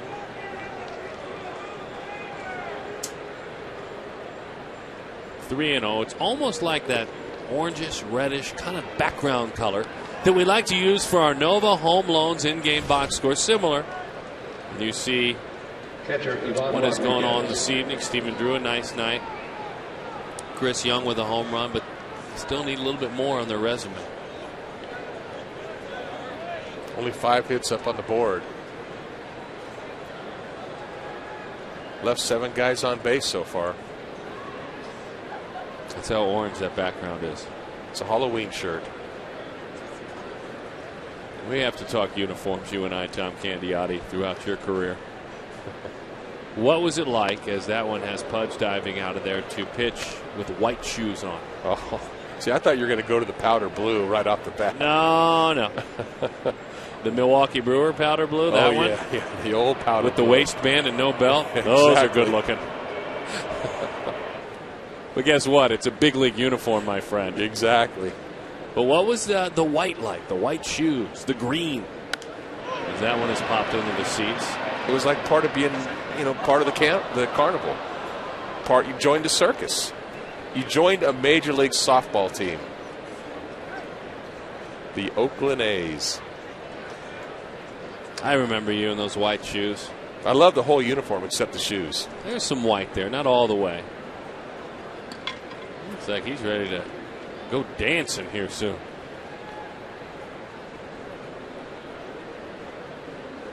The 1-1. 2-1 the count with the fastball high from Gutierrez. Stretching out that back area. It's not serious, but he has been nibbled on in that area between his shoulder blades, kind of that back area. There's a little bit of tightening, so you'll always see him stretched a lot. Again, he makes it clear it's nothing that affects him. He's a big man. The 2-1. Pudge has that one buried in on his hands. 96 miles an hour. I said he's a well-rested pitcher right now, and he's shown a great crisp breaking ball along with that heater. It's a pretty good combination. He made a request last night just to throw. Can I just throw some in the pen? Because I have a sense that you won't be needing me. 2-2 the count. Goes with the slider. Not his best. I mean, it was up a bit, but because of the change in velocity there, was plenty effective. Sometimes when you have that high velocity, you're throwing the ball 96 miles an hour, you can get away with some duds. You get away with some mistakes because guys are already, trying to turn up the dial to get to your fastball. And that's the beauty of having a guy that can throw so hard.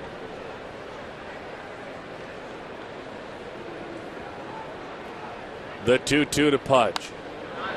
Takes it out of the catcher's mitt and into the upper deck it goes. Well, you can see right now, Pudge is behind on the fastball. So when you see a guy that's a little bit behind on your fastball, you don't want to speed his bat up by throwing him an off-speed pitch. But what you might want to do is if he's behind on the outside fastball, throw him the inside fastball. That's usually just a little bit quicker than the outside one. 2-2. Well, he did. Turned it around. The throw to the plate from Parra. Everybody moves up 90 feet as well. And it has Montero past the cutoff man. And the Astros really come up with a huge run. So Berkman, who's already been busy tonight, comes around to third base on that throw. Berkman part of the way, part of our Chaz Roberts cool play tonight. 2 milestones for the Houston Astros back-to-back. Tejada, 2,000 hits. Berkman, 300 home runs. All in the same inning. Here a moment ago, different kind of milestone, defining runs. I mean, that's the milestone there.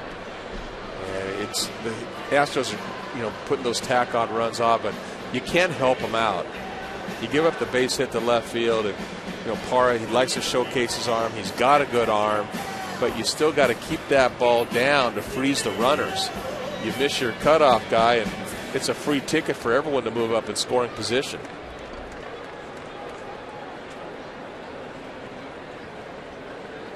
Here is Matt Cada. Boy, what a difference a day and Roy Oswalt makes for the Diamondbacks.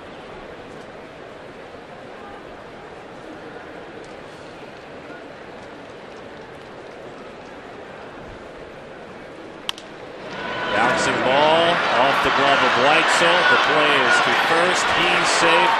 The run scores. And another add-on for Houston. And it's 5-1. Your job as a pitcher, any ball hit to the right side of the infield, is to bust over to first base, no matter what. This ball's hit to the right side. Gutierrez never busts over there. He's waiting. He's being a spectator and watching the play. And there's a mishandle of the ball right there. They still would have had a chance to get him out of first if he was there. He wasn't there. He can't be a spectator.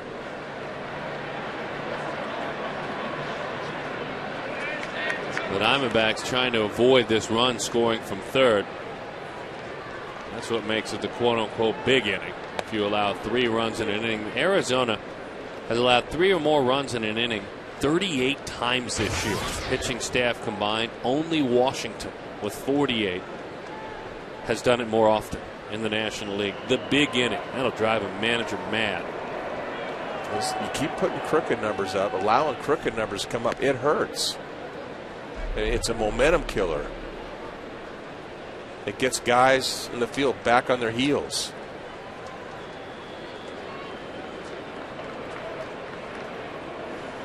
But this could certainly have been avoided with a little bit better defensive play.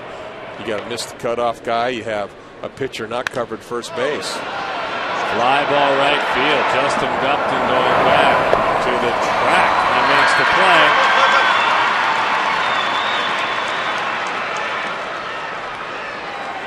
And another run and an RBI, and there is what we're talking about.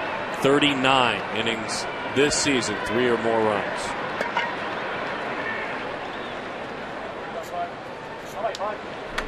talk about the blink of an eye, the hit right to the chops. And we always mention how important it is for holds and for setup man, and that's fine that they get that kind of respect. Also give me a stat then and give me a guy who keeps it at a 1-run deficit or keeps it at a 2-run deficit. Boy, I love that stat more than anything. Go up there and put some zeros up. And also, the first batter efficiency is always a big stat, I think, for a reliever coming into game, especially when they come in, not to start an inning off, but they come in the middle of an inning. And now former Diamondback Russ Ortiz is called upon to pinch hit with 2 outs.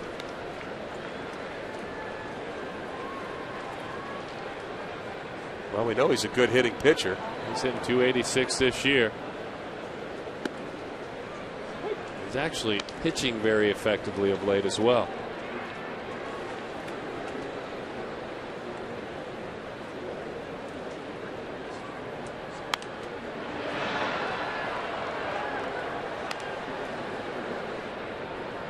I know he's hitting for Coop here, but this year he's 3-2 with a 3.48 ERA.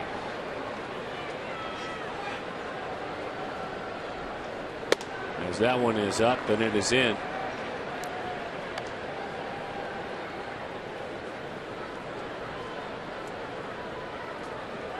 He won a couple of days ago beating the Chicago Cubs. Everybody's trying to pitch against the Cubs nowadays. The 1-2. Pitches high, 2-2. The count. Ortiz has also gone 17 2/3 innings scoreless. 2-2. Everyone wants to hit against the Cubs, hit fly balls to right, sack flies, so that our good friend Milton can throw it into the stands. A 2-2. Russ Ortiz goes down on strikes. A huge add-on, another crooked inning. It's happened far too often against Arizona this year.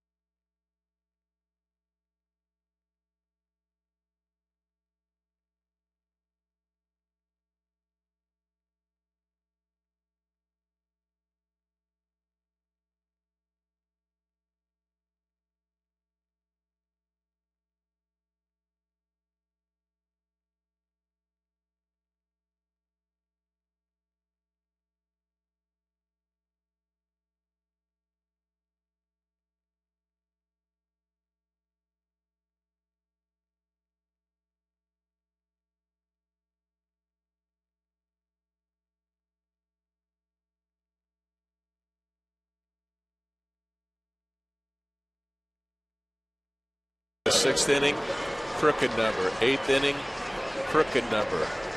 6 runs. If you put up 1 run in both those innings, look at it's a game.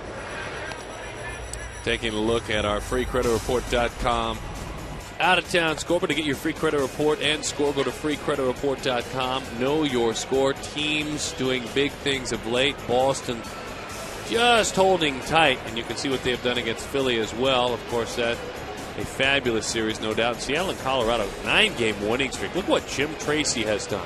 Better said, look what the Colorado Rockies have done under Jim Tracy. He got them believing. Break up the Rockies. You can't win if you don't believe. I believe in you, Tom. I believe in you, partner, man. You're the best.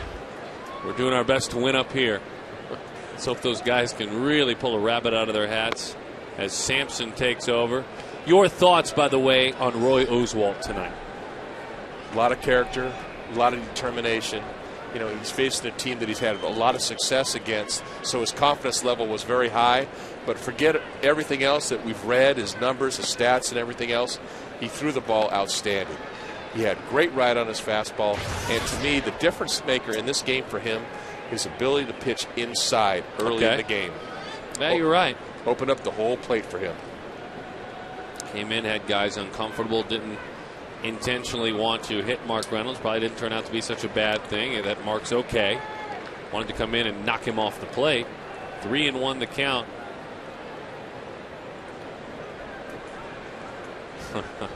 Very good.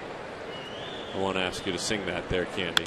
That one is fouled off. Hey, don't forget, browse from the largest selection of authentic team gear. Upton here, Upton here. That's something like that. Official hats, t-shirts, jerseys, and collectibles. Get team gear straight from the source. Visit dbacks.com/shop. Y'all gonna make me lose my mind. 3-2.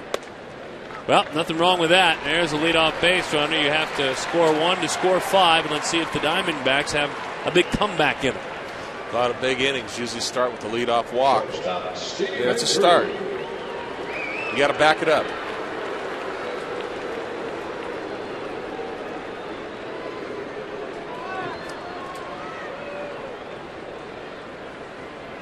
Upton, that's the first time he has reached tonight. Stephen Drew singled back in the second, doubled in the 5th inning.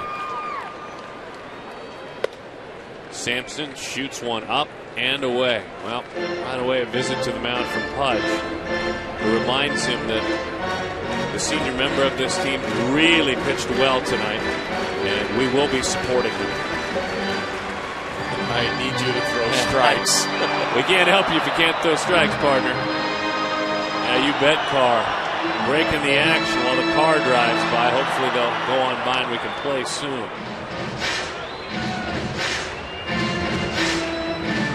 Bullpen not so bad for Houston this year, though, overall. 4.57 starting pitching ERA, 4.27 bullpen ERA. And Sampson's been on some kind of a roll, just as slowly starting tonight. Been on a big roll as he fires that one in there. In his last 13 2/3 innings pitched, he has allowed 1 earned run. That's an ERA of 0.66. His ERA this season of just over 1.5, the lowest on the team.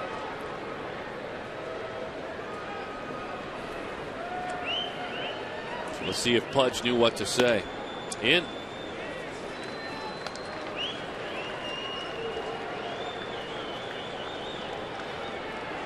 Base runners.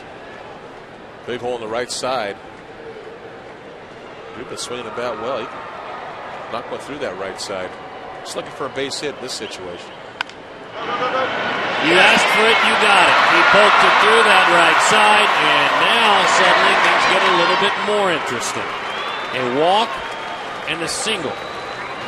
You kind of like the matchup right there because he's going to get a fastball in that situation. And there's a big hole in that right side. It's perfect.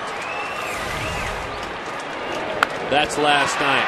That is a 3-run home run and icing blast. After both Upton and Drew, who were out there in front of him, failed to drive the runs in. I'd like to see a prolonged rally here. Big ball would be great, but you need to have a productive at bat here. Another base hit, a double, a gapper, a home run, something good.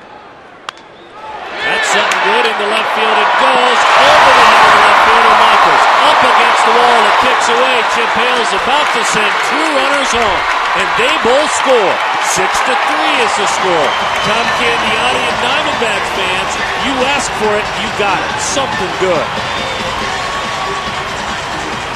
Keep getting those productive at bats. Reynolds got that ball up. And, he just nailed that ball out left field. Michael slips and falls. That enables Drew to score, but he's trying to come inside. He doesn't quite have the kind of life on the ball that Roy Oswalt has, and Reynolds is able to get to that ball.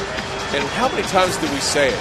He seems to get better and better and better as the game goes on. All right, it's very, very interesting up in here right now. 6-3 is the score.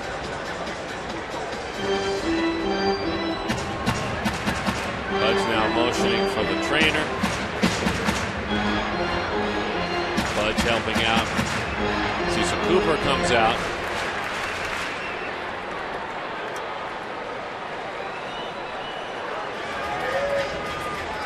There's his pitching coach out. As the skipper comes out. I thought for a minute there Pudge was the interim manager. Probably could be the player manager. Goodness gracious. He's got enough games under his belt.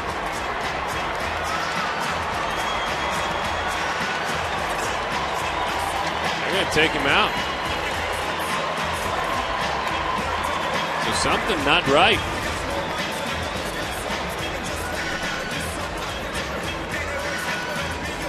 That was Pudge Rodriguez basically making that move, by the way.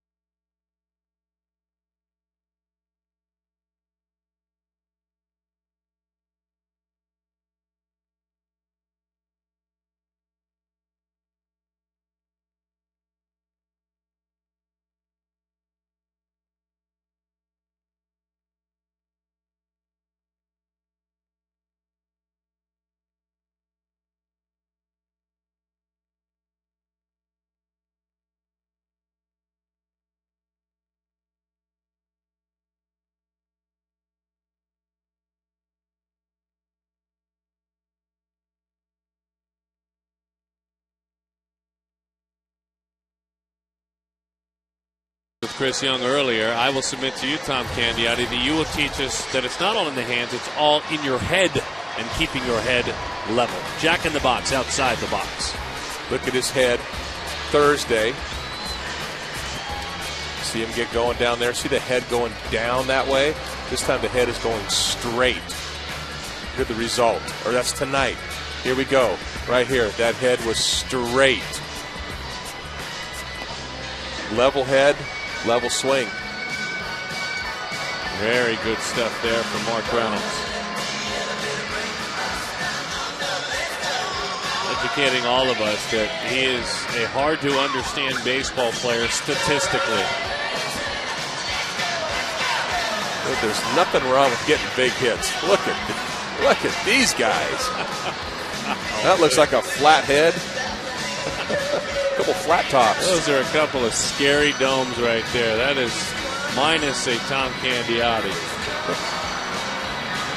Don't forget about Major League Baseball's All-Star Game right here on the Fox family of networks on the Fox Network from St. Louis. Look forward to seeing Dan Herron at the All-Star Game. Justin Upton at the All-Star Game. Heck, I'd love to see Justin Upton, 21 years old, in the Home Run Derby.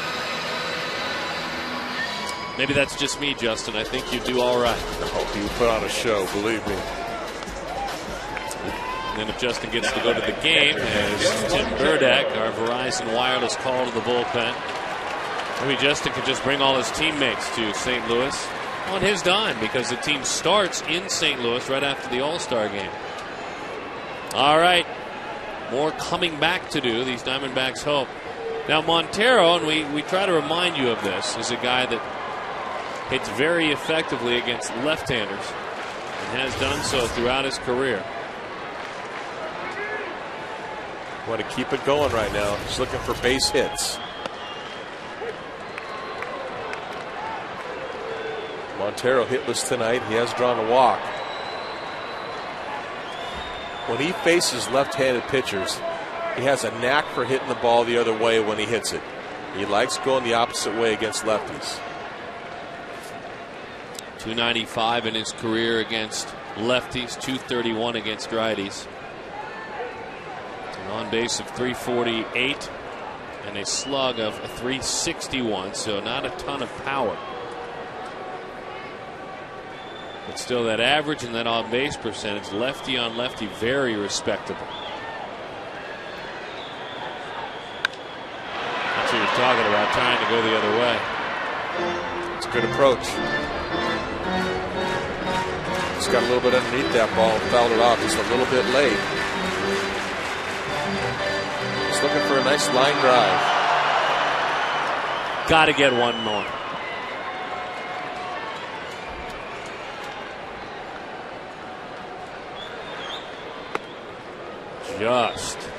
Just off the plate. And he's going to keep pitching on the outside part of the plate. You got a guy in second. You got nobody out. As a pitcher, you want to keep that guy in second base, left-hander up. You want to pitch him away so he tries to hit the ball the other way. And maybe that'll freeze the guy if he hits a ground ball either the third baseman or the shortstop. Slow bender, dives outside. Now this Astros pen, we told you what they've done all year. Over the last couple of weeks, 18 games, this pen has an ERA of 2.58. 2.58. One alarming number, though. They lead the National League in innings pitched. You don't want your bullpen to be boasting that. No, that's a sign of wearing down later. At some point it catches up with you. It hasn't lately. Got him. They really pulled the string. Montero way out front. So now Chris Young looking to continue what has been a nice 7, 8, 9 days. Last night. And then tonight.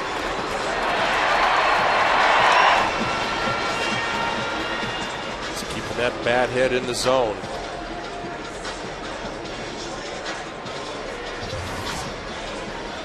A lot of adjustments that Chris Young has had to make. Had a little head drift early on. They've corrected that. We'll talk more about it. You bet.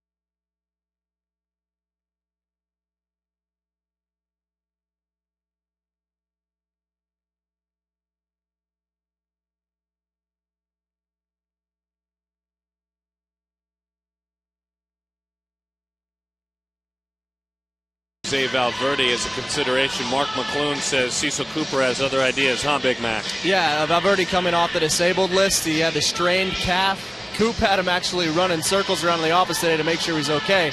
But it says that he will not close the game tonight. He wants to give him an inning of work in a non-pressure situation before he puts him back in that closer's role.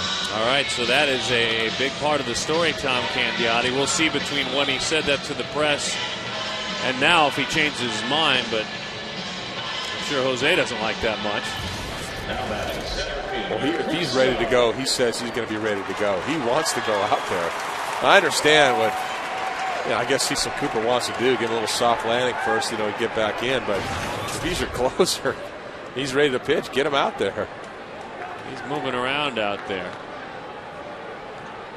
Maybe it's to work in this inning. We'll see what the plans are going forward. Here is Chris Young. Maybe, in fact, Cecil Cooper was playing possum with all of us earlier. All those managers, you never know. Funny things happen when the game starts. They are tricky, tricky men. Don't trust any of them. The 1-0. All right, 2-0 the count. Arias fires high and in. Alberto pitched at Round Rock early on this season. Served some time as a starter, so he's a guy that Cooper could stretch out a 3.86 ERA. Came to the big leagues on May the 6th.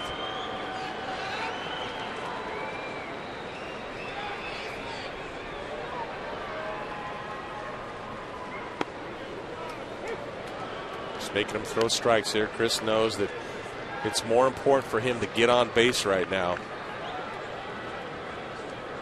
Keep this rally going. Going to make that guy throw strikes.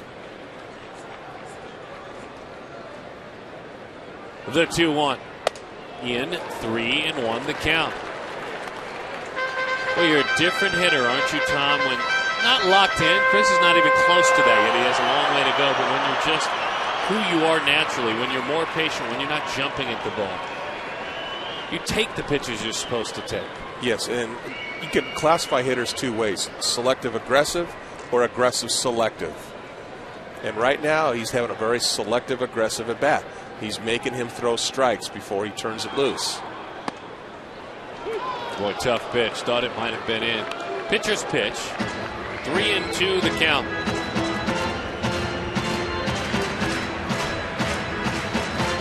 On the other hand, an aggressive selective hitter is a guy going up there almost like a Sandoval that we saw from San Francisco Giants. Well, he's on the border of the aggressive selective, a guy that's going to swing at anything, just throw it up there, he's going to swing. Pop that one up, right up over our heads. And it's dropped down below. I don't think that's the radio booth for you that dropped that, Candy Man. Next door, your booth. There's a couple non-athletes in there, so it could very well happen. Yeah, that was Jeff Munn, our good friend over there, with a terrible play. There's Jose throwing over there. Money Man. Pine tar. Shin guard zone. 3-2.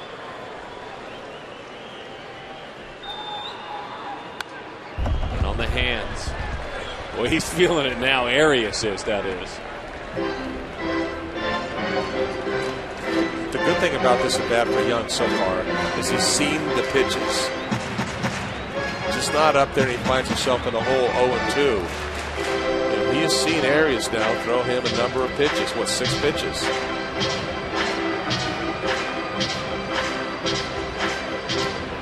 Ready to be. Come on now, Pudge. Lifehouse coming up here soon. Let's go. Big concert for the fans tonight. I got 8:30 reservations. Come on, Pudge. I'm a Hall of Famer. Give me my space. 3-2.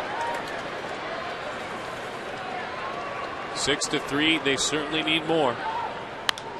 That won't do it. It's popped up to the right side.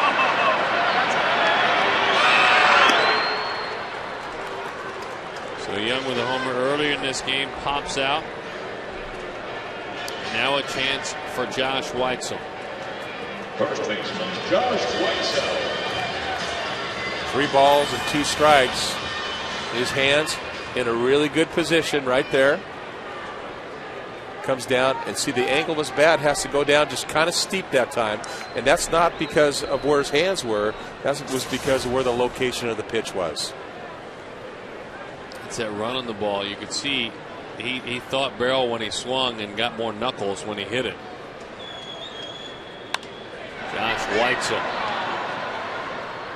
Sometimes pitchers have some pretty good stuff out there.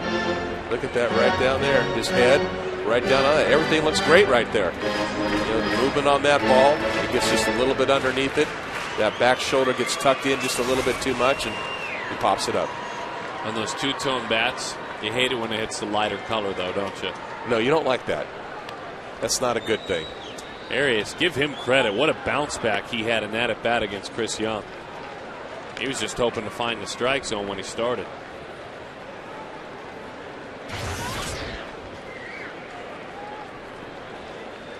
You hate to leave Reynolds stranded out there at second base. Such a great start to this inning. I'd like to get him in.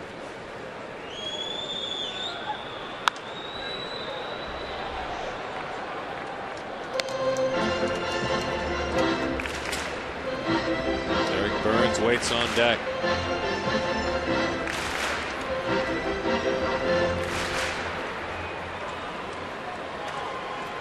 Josh walked back in the second, grounded out and struck out. 6 hits in his last 4 games, 3 of them doubles, 4 walks, so he has really been finding his way on. The 1-2. Breaking ball, the count is 2-2. Be careful with that pitch. Last thing you want to do, he has shown you right now he is just not geared up for your fastballs. So leave one of those hanging. It might go off that pole. Yeah, until someone gets on your fastball, you're just doing someone a favor when you just kind of hang that curveball up. Your speed is bad up. You got to be sitting on fastball for Weitzel right here. 2 in a row. Hard to figure out. And mechanically, when you look at him, it's going to be hard for him to throw a curveball for a strike. His front shoulder flies way open. He falls way off the mound, way towards the first base side. And that ball is not even close to the outside part of the plate. Terrible mechanics. You can't even come close with that curveball. You got to come fastball. That's all he's got right now. You got to be geared up for it. 3-2 with 2 outs. It's a fastball, and he fouls it back. Everybody clap your hands. Come on. Check it out, y'all. Let's see if he can walk into one here.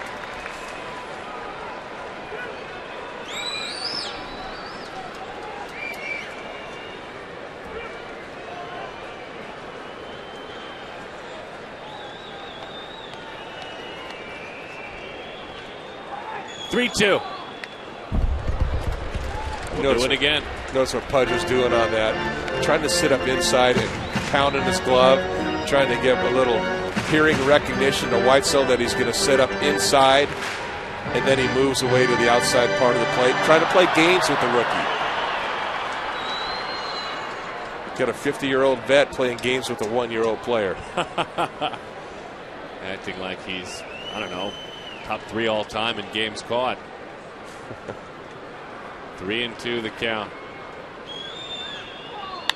Fastball slaps it the other way. It's down. To the corner it goes.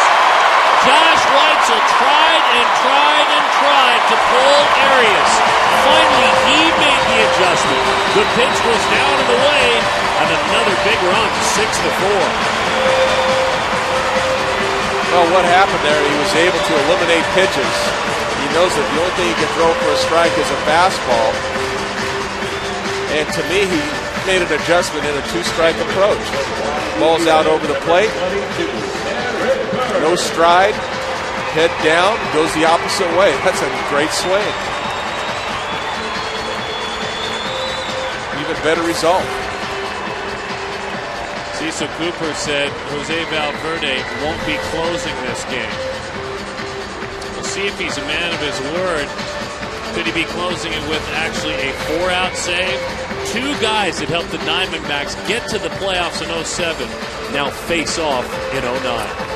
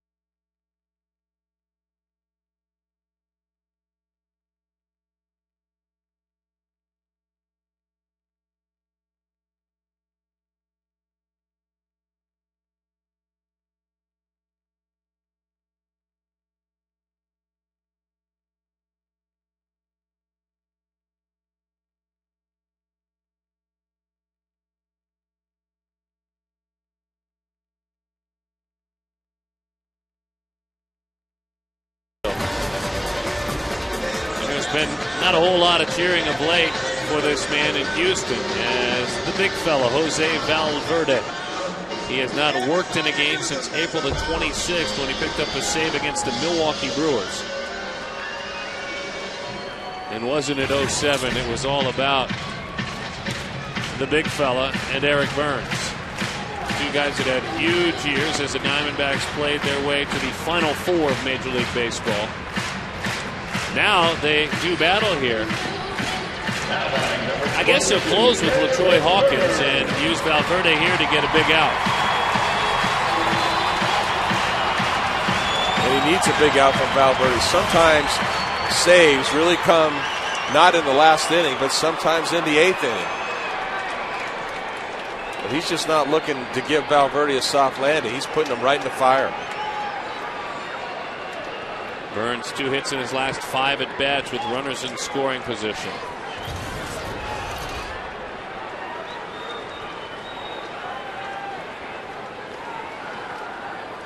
In 96 miles an hour. He had 47 saves in 2007. And a lot of them were scary. There's no doubt about that. Doesn't have the greatest command out there, but he's got some high velocity.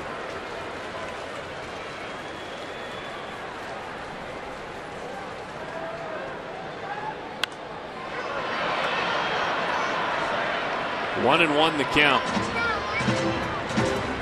Really didn't have much of a secondary pitch other than his fastball. That was it. He's tried to split finger. He's tried his breaking ball. Not with a whole lot of success. So as a hitter, you got to go up there. Pretty much look for that fastball.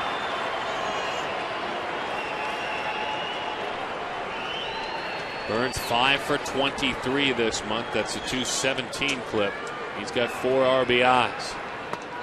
Strike 2. Dotted him right on the outside corner. Now, just like Weitzel, Burns has got to go up there. Try to extend this inning. Got a guy in scoring position. Get that base hit. Trade places with him.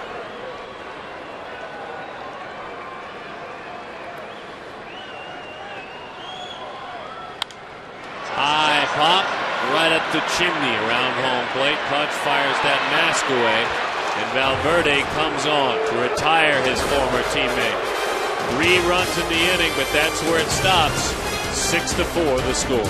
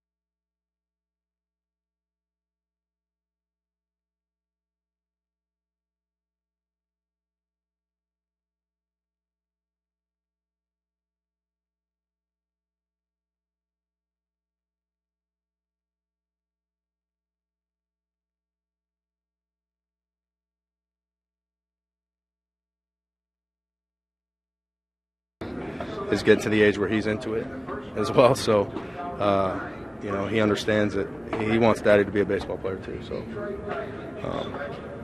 it's no matter what day or when, it's not going to be an easy thing, or won't be. It won't be the same. But I got to take care of my family and this is what I do, and this is what I know how, and so it's time to go back. Godspeed, Scott Schoenweiss. On May 20th, he lost the mother of his children and his wife, Gabrielle. Scott took the time that he needed, the time that he knew he needed. We saw him a lot around lately with his son, with his little ones, quietly working out. He went down and threw some in extended spring training. He'd drive down to Tucson with his son. And now Scott Schoenweiss tries to go on with his life. Those of you that have ever walked in the shoes of Scott Schoenweiss, I'm sure your heart goes out to him right now as he clocks back into work.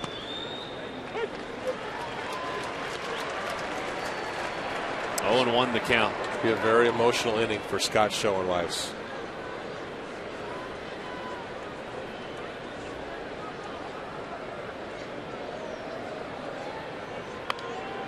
Takes that bunt with him, and Bourne does Scotty a favor there, certainly by popping that one up.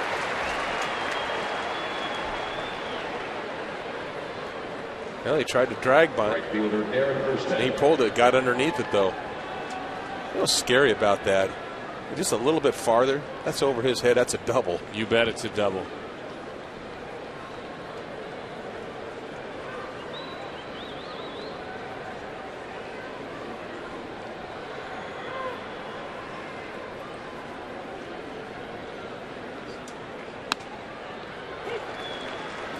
Guys, ex-teammates. Played together for a few years there in Anaheim. You had a brief time in camp with those two guys. Had about 30 days to get to know them. I remember you were there. 0-2 the count.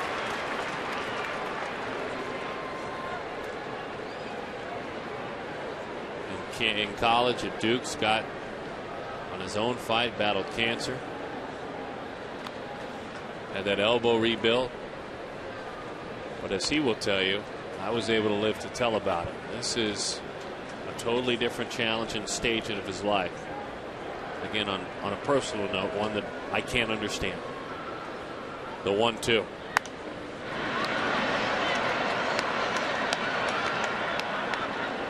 I love the one line. He wants his daddy to be a baseball player.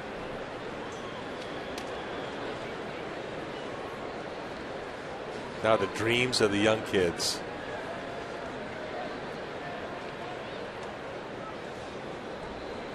The 1-2. Into center field. Chris Young makes the play for the out, 2 away. Well, the work part of his job, not the emotional or dramatic part that we share with you, as AJ may go get a right-hander here, is that Scott was to come on and, as we said, keep it at a 2-run deficit. Scott Schoenweiss goes back to work for the first time since losing his wife on May the 20th. We raise our caps to you, Scott Schoenweiss. Welcome back.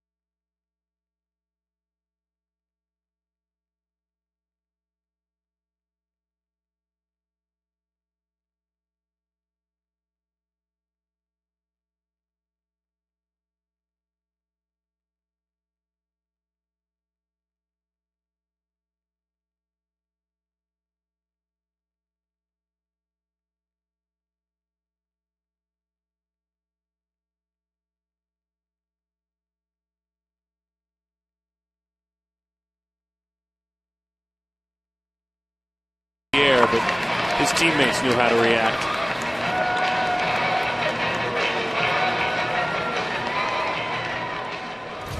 And John Roush, who's been on a nice roll, goes to work. And then just a moment of catching his breath.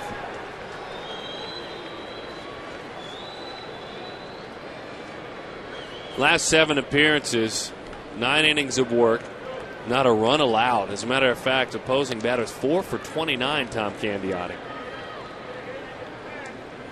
He's coming on. And it's good to see because you need someone else out there. You know what you're getting from Qualls. You know you're getting from a rested Tony Pena, but you'd like to have him step up also. Stephen Drew gobbles it up. I don't know what you call him on the radio side, but over here on TV, Scott Schoenweiss and all of us call him Big John Roush.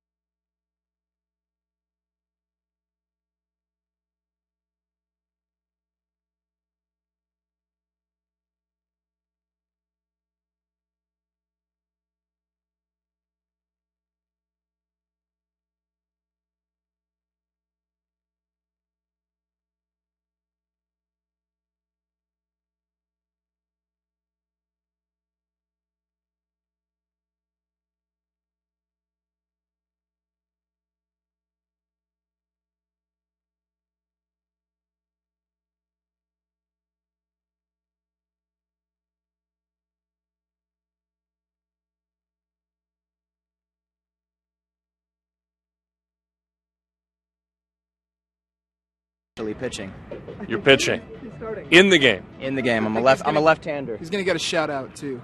Nice. I'm left-handed, so that gives me an advantage. That's what they tell me.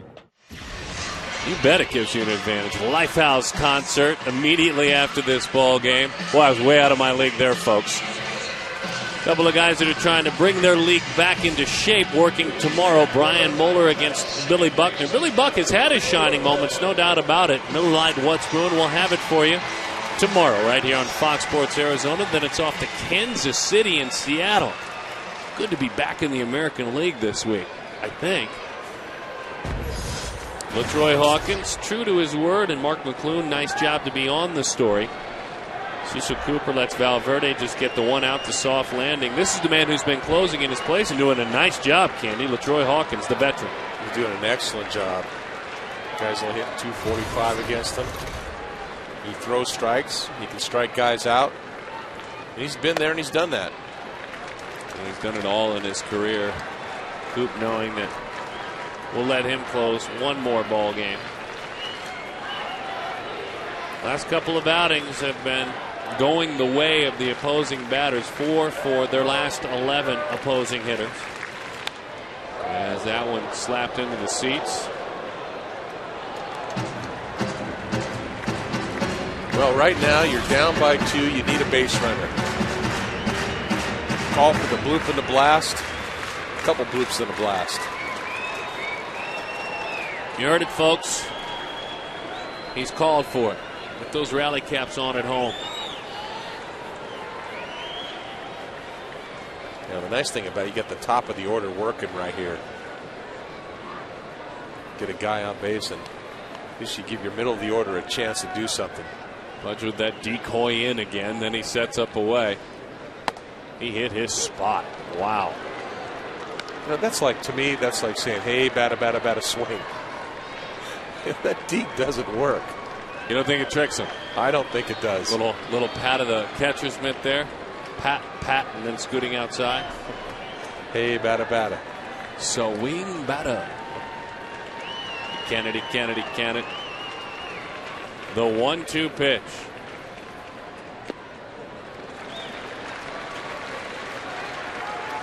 I miss the days of the hey, batter, swing batter. Don't hear much of that in the big leagues anymore. 2-2 the count. That's a great reference, Tom Candiotti. I mean, come on. Tap your glove on the inside. You know it's going to come away. Got all these sophisticated signs going on. It just did it again. And he's not happy. The 2-2. Inside. He actually hit the area that he decoyed. 3-2 the count. The Diamondbacks looking for base runners. Take the walk right here. This is where clutch hitters, I mean, the concentration level rises in situations like this where you need to get on base. Slaps it. There's your base runner, Felipe Lopez. Boy, listen to this crowd. A great reaction. They were really emotional for Schoenweiss when he left.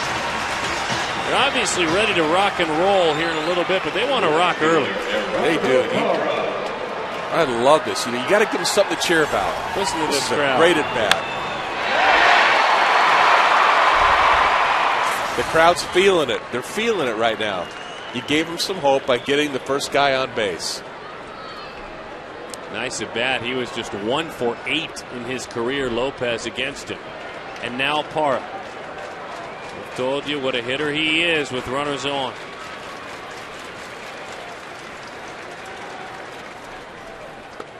That pitch is high. 1-0 the count with runners on base, including tonight. Gerardo Parra is 21 for 41. That's ridiculous. Those are great numbers. He needs to add on. Well, they really are playing him the other way. I mean, dramatically in the outfield. The 1-0, and they're pitching him there. That's what you do. You take a look at Michael Bourne there in center field. There's right center field is wide open. And again, if you're Parra, you can't tell yourself, I'm pulling the ball out there.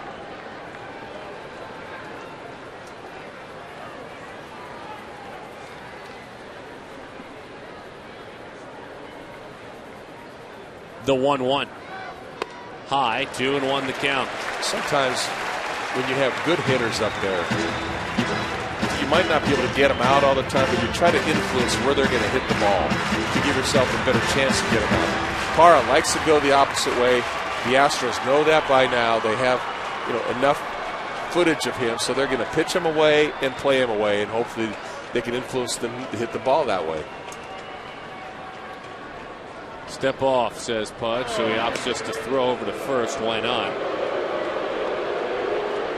And a little eye in as if to say, let's get on the same page here. Well, he just forgot to tap the glove on the inside that time. I like it. Candy's getting the edge. Let's hope it has a rally. 2-1 the count. Outside, 3-1. That young man taking that pitch right there. And getting the call.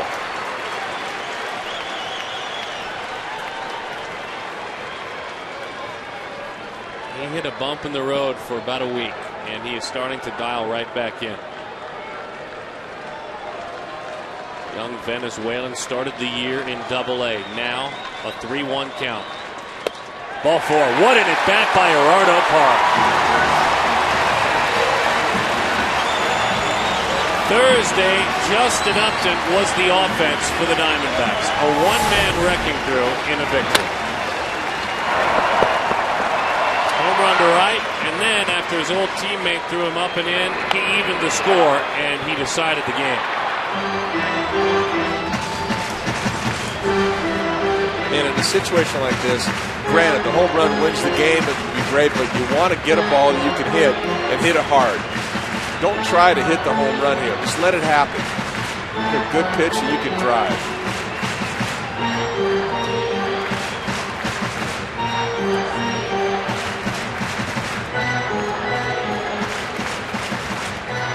Now batting right fielder, Justin Upton.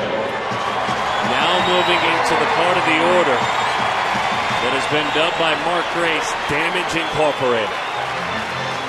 Their business, the business of Upton, Drew, and Reynolds, to hurt the opposing pitcher, to do the damage. An opportunity for Justin to open for business.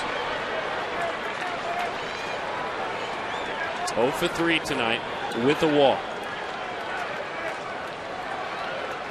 As you said, Tom Candiotti, just keep the merry-go-round rolling around. Keep the rally moving. Keep the action. Just one at bat against Hawkins, 0 for 1 with a strikeout in his career.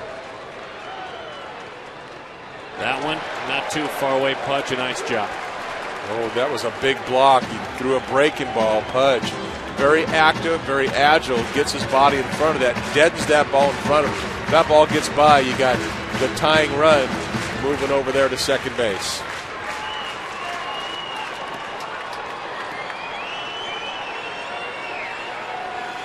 Look how deep the outfield. They can't let a ball get past them in the gaps. They're trying to play. They're playing deep enough to try to keep the ball in front of them. A lot of room out there. So space to sink a line drive in there nicely. The 1-0 pitch to Upton. A strike, 1-1, right at the knees over the outside. Yeah, that's a good take by Justin. He doesn't want to swing at that ball by any stretch of the imagination. Not much you can do with it. Just so happened Hawkins got the call on that one.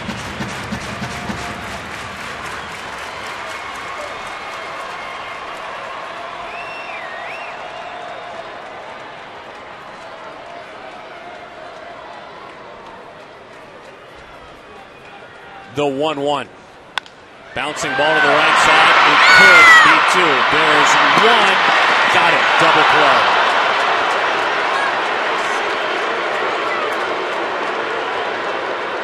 2 monstrous outs.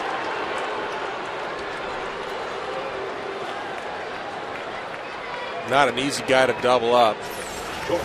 After you got a fastball. Very hittable pitch. Hit it hard up the middle, but right to Keita, to Tejada, double play. He is not a happy man.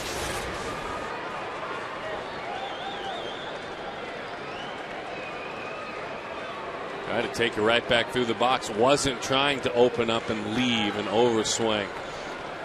Just hit it right at him, and he's done with the double play. All right, Stephen Drew. Down by a pair. Mark Reynolds waits on deck. Over the outside corner, 0-1 the count. See, Pudge receives that ball and is thinking of throwing, behind Lopez to try to pick him off.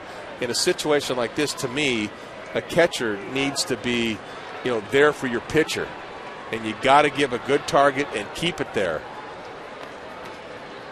Drew 0 for 5 career against Hawkins. Pops that one up. Is there room? Nope. It's about a row back, maybe 2. So now the count, no balls and 2 strikes.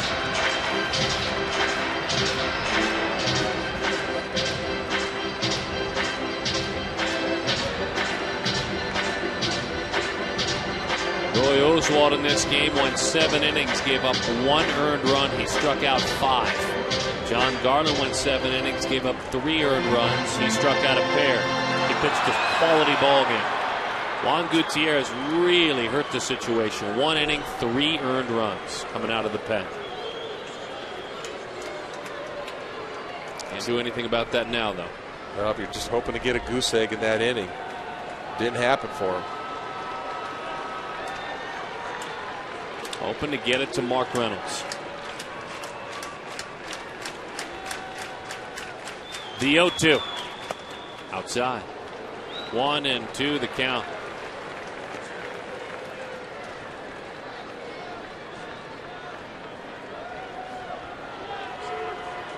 He's looking for a base hit. Gets a base hit right here, gets on first base. He's a threat to score without having hit the ball over the fence.